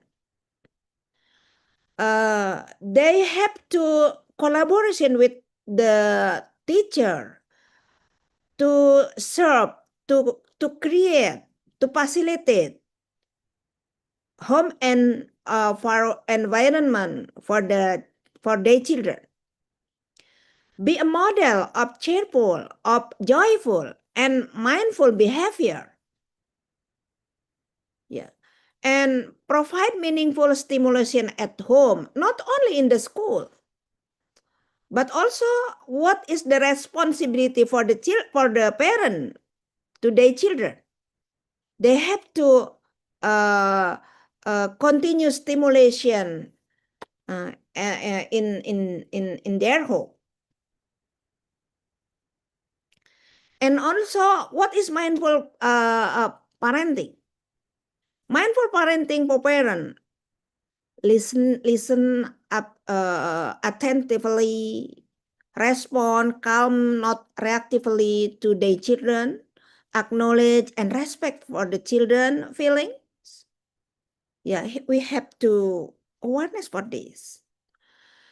And how to collaboration with the school. Collaboration between school and home is essential to make consistency, to creating consistency in the children experiences, strengthen learning across contexts, building a solid educational community. Yeah, so that's why collaboration with the teacher and parent is very important to conduct joyful, meaningful, and mindful in early learning context. What is parent program? Yeah, of course, the school, TK or PAUD can organize workshop, mindful parenting, or everyone to care about our PAUD. We have to conduct workshop continuously. Classes with parent and children. We have to conduct maybe sometime they invite to the class. Yeah, we can talk everything in the class with parent. Yeah, and give consultation session. We can invite expert. Yeah, to give consultation to the parents. And also we can use digital guide media. Yeah. This is the ideally for our program in the school, I think. And what the this is I think case study successful program in Indonesia from UNICEF collaboration with the company Indomart. I think this is the only references. Integrated early childhood program in ICECE. Yeah, they have program. The component is training for PAUD educator, parental education about parenting, improvement of facilities and infrastructure, locally based curriculum development, lesson from successful program. Yeah, there is a collaboration between government, private sector, and community is very effective. Of course, we have to invite everyone, stakeholders, yeah, to do everything to give knowledge to our parent, to our teacher, to our community maybe. Yeah, how to important about our PAUD, about our children. Yeah. And also holistic approach, children, teacher, parent produce greater impact local. Yeah, this is the lesson learned from the program. Empowerment is the key to the program sustainability. Yeah, of course, we have used to the local government, yeah, to empowering the program sustain forever to improve our quality in our PAUD in Indonesia. Yeah, what they result and impact? Improving the quality of learning, of course, increases child participation in the PAUD, increases parental involvement, also strengthening multi-party collaboration. So this is the very essential in collaboration, yeah, to improve our found in context, use joyful, meaningful, and mindful in early childhood learning. And this is the summary. I think fun learning or joyful learning that support children holistic growth and development. And also meaningful learning based on real experience and relevant to children's lives.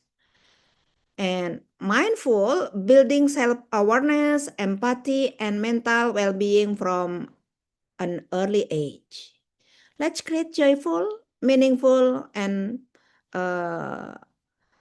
mindful, conscientious for early childhood education in our countries. Thank you very much.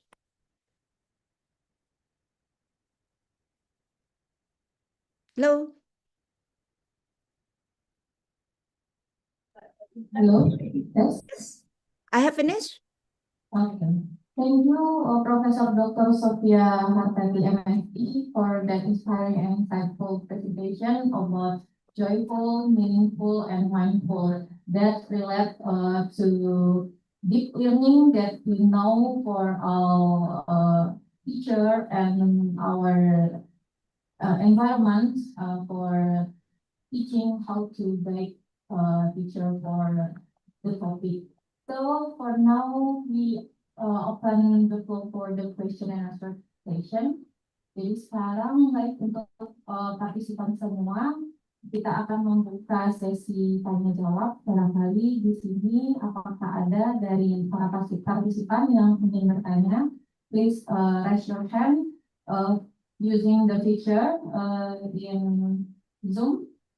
I think you can. Yeah, you can use bahasa. It's no problem, I think. So in my mind is easy to explain more details. Oke, baik, Prof. Baik, untuk para peserta, silakan jika ingin bertanya bisa menggunakan simbol dari raise hand di feature Zoom barangkali, atau bisa lewat message ataupun chat box di bagian Zoom-nya. Silakan jika ingin bertanya barangkali. Ibu boleh ini Bu, unscreen Bu untuk partisipan. Stop sharing-nya Bu. Oh, stop share? Ya Bu. Bentar ya. Sambil menunggu, boleh para ibu-ibu guru di sini kebetulan para partisipan kita adalah guru PPG yang sedang maksudnya di ritme PPG tahap 2 barangkali yang sedang membahas tentang bagaimana menata ataupun merancang program pembelajaran ataupun kegiatan pembelajaran di kelas yang berkaitan dengan deep learning, barangkali yang berhubungan dengan joyful, meaningful, dan yang lainnya. Bisa mengajukan pertanyaan. Kebetulan Profesor Dr. Sophia tadi ini paling expert di bidang early childhood education. Dan Bapak Ibu semua bisa bertanya barangkali keluhannya ataupun gimana caranya kita mempraktekkan kegiatan-kegiatan ini relate-nya, karena too many ya, udah banyak kali perubahan-perubahan dari kurikulum, namun sebenarnya itu juga di dalamnya, cuman lebih ke kita lebih deep lagi gitu. Barangkali apakah ada dari para partisipan yang ada untuk bertanya?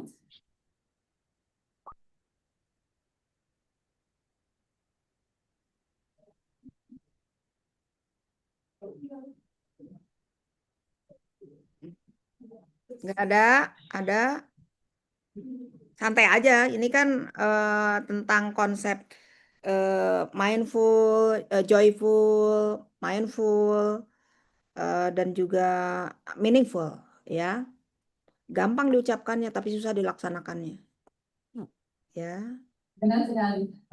Saya coba juga untuk secara general itu pembahasan dari Ibu Prof, di mana di sini kita tidak mengenalkan angka saja ke anak gitu kan ya Bu ya, tidak hanya satu, angka satu, dua, angka dua, namun bagaimana kita relate konsepnya itu di kehidupan sehari-hari. Barangkali satu yang dimaksud itu satu buah apel, apelnya seperti apa bisa dibagi, bisa menjadi 8 bagian, 8 bagiannya itu seperbagian bagaimana dari sebuah apel itu, atau seperti sistem anak mempunyai 8 permen, bagaimana dibagikan menjadi ke temannya yang semuanya itu ada 4 orang, semuanya dari bagi berapa. Jadi kita tidak hanya konsep berhitung angka 4 tambah 2 sama dengan 8, namun di mana konsepnya itu di permen, ada 8 permen dibagi ke 4 teman, berapa teman yang dapat, seperti itu.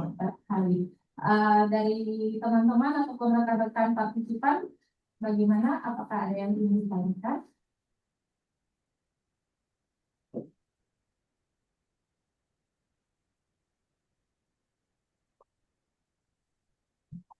Tidak, cukup barangkali kita terima kasih Ibu, terima kasih banyak atas insight-nya terkait joyful, meaningful, and mindfulness ini di dalam kegiatan pembelajaran. Semoga Dari saya tuh konsep ya, konsep kalau tadi teman-teman yang speaker lainnya itu sudah apply ya. Ya dari Mazlina tadi juga sudah bagaimana itu dalam konteks sustainability ya. Terus yang pagi tadi dalam konteks apa namanya di pendidikan berkebutuhan khusus begitu ya. Nah, kalau saya sengaja mengajak untuk tahu apa sih joyful, apa sih meaningful, apa sih itu konsep sederhana aja kita tidak mudah untuk dipahami. benar, benar sekali Bu, karena kita tahunya praktek tapi Iya. detiknya itu seperti apa generalnya ya Bu. Jadi itu dulu yang kita tahu, yang kita harus tahu. Ya, terus bagaimana menyadarkan semuanya itu bahwa di PAUD itu memang play itu adalah esensi yang paling utama di dalam mengajak anak untuk tahu tentang apapun yang ada di sekitar mereka melalui play. Ya, itu yang harus disadarkan pada kita. Tapi guru harus tahu dulu play yang bagaimana yang menginsight anak gitu. Ya. Tidak hanya lewat LKA saja ya Bu ya. Ya, mungkin ya LKA diperlukan, tetapi kegiatannya ya. iya, kalau anaknya senang, joyful gitu, menggunakan LKA, dia misalnya LKA-nya digunakan dengan sangat bebas begitu ya, menggambar atau mungkin membuat jiplakan tangan. Ya, itu juga tidak masalah LK ya, tapi bukan disuruh-suruh oleh guru, ayo sekarang jiplak dulu, oleh sekarang ngecap dulu, enggak begitu. Kasih aja kertas, kasih aja apapun yang ada di sekitar kita untuk dieksplor intinya. Mereka joyful dan membuat sesuatu itu membuat meaningful gitu. Artinya antara apa yang diingin diketahui dengan apa yang dilakukan tuh connects gitu ya, dan penuh kesadaran mindful itu menyadari bahwa dia itu ya mengerjakan sesuatu gitu, tumbuh rasa apa ya melakukan sesuatu dengan hati yang tulus, istilahnya seperti itu ya, terasah nurani si anak untuk bermain, melakukan sesuatu. Nah, itu perlu dilatih oleh guru, oleh orang tua. Kalau nggak dilatih ya nggak punya kepekaan nantinya. Gitu. Gitu ya. Oke, terima kasih. Terima kasih Ibu dan ibu-ibu lainnya, barangkali semoga dapat memahami secara teoritik atas tadi pemaparan dari Ibu kita. Untuk kali ini terima kasih sekali lagi saya ucapkan kepada keynote speaker kita, terkhusus Ibu Profesor Dr. Sophia Hartati MSI atas kontribusinya dan waktu luangnya yang telah berkenan memberikan inspiring tambahan materi dan pengetahuan baru kepada kita semua, serta kepada seluruh peserta atas kehadirannya dan partisipasinya. Terima kasih. Baik, kali terakhir saya sambung lagi kepada MC. Silakan MC. Okay, thank you to our moderator and our keynote speaker. So before we end the topic for today, we need to take a picture for a while. And I will give a hint. And we start from slide 1.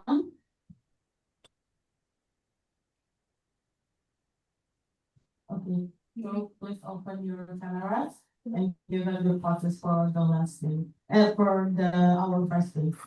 Okay, I will give a hint. 3, 2, 1.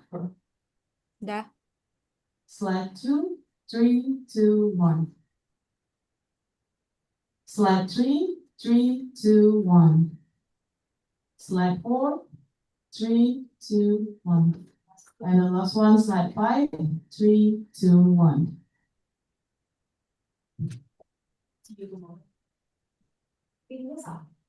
Oke, terima kasih kita ucapkan kepada moderator dan narasumber keempat kita. Materi yang disampaikan oleh Ibu Profesor Dr. Sofia Hafati MSI merupakan materi terakhir kita pada hari pertama Seminar Nasional ke-7 oleh Departemen Pendidikan Guru Pendidikan Anak Usia Dini tahun 2025. Dengan mengucapkan Alhamdulillahirabbil alamin. Acara Seminar Internasional ke-7 Hari pertama Departemen Pendidikan Guru Pendidikan Anak Usia Dini tahun 2025 dengan tema Mindful, Meaningful, and Joyful Learning in Enriching Education selesai. Dan untuk hari kedua akan kita laksanakan pada Sabtu 9 Agustus 2025. Saya, Stefani Putri dari Sisuma Asura, selaku MC pada acara Seminar Internasional ke-7 Departemen Pendidikan Guru Pendidikan Anak Usia Dini tahun 2025.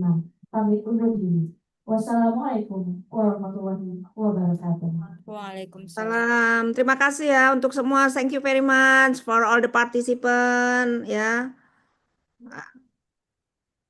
Makasih Bu Sofi. Ya, terima kasih Mutia. Salam ya untuk semua. Lagi pada Jumatan kali. Yang laki-laki iya Bu, yang perempuan kita masih di sini. Oke, terima kasih. Saya izin ya. Prof. Terima kasih Prof. Ya. Okay, ladies and gentlemen, I will give you the information.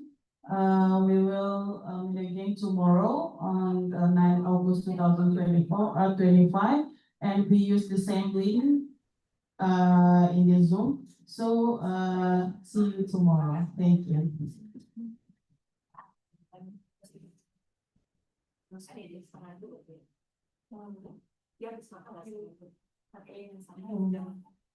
Untuk informasi kepada Bapak Ibu, besok kita akan melaksanakan acara seminar internasional kedua pada tanggal 9 Agustus 2025 dengan link Zoom yang sama.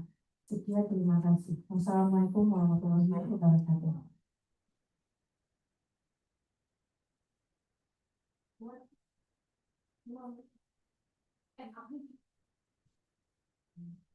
Bapak dan Ibu, kita boleh keluar ya dari Zoom meeting. Terima kasih untuk hari ini. Jangan lupa mengambil presensi. Sampai jumpa Bapak dan Ibu semuanya. Selamat istirahat dan beraktivitas.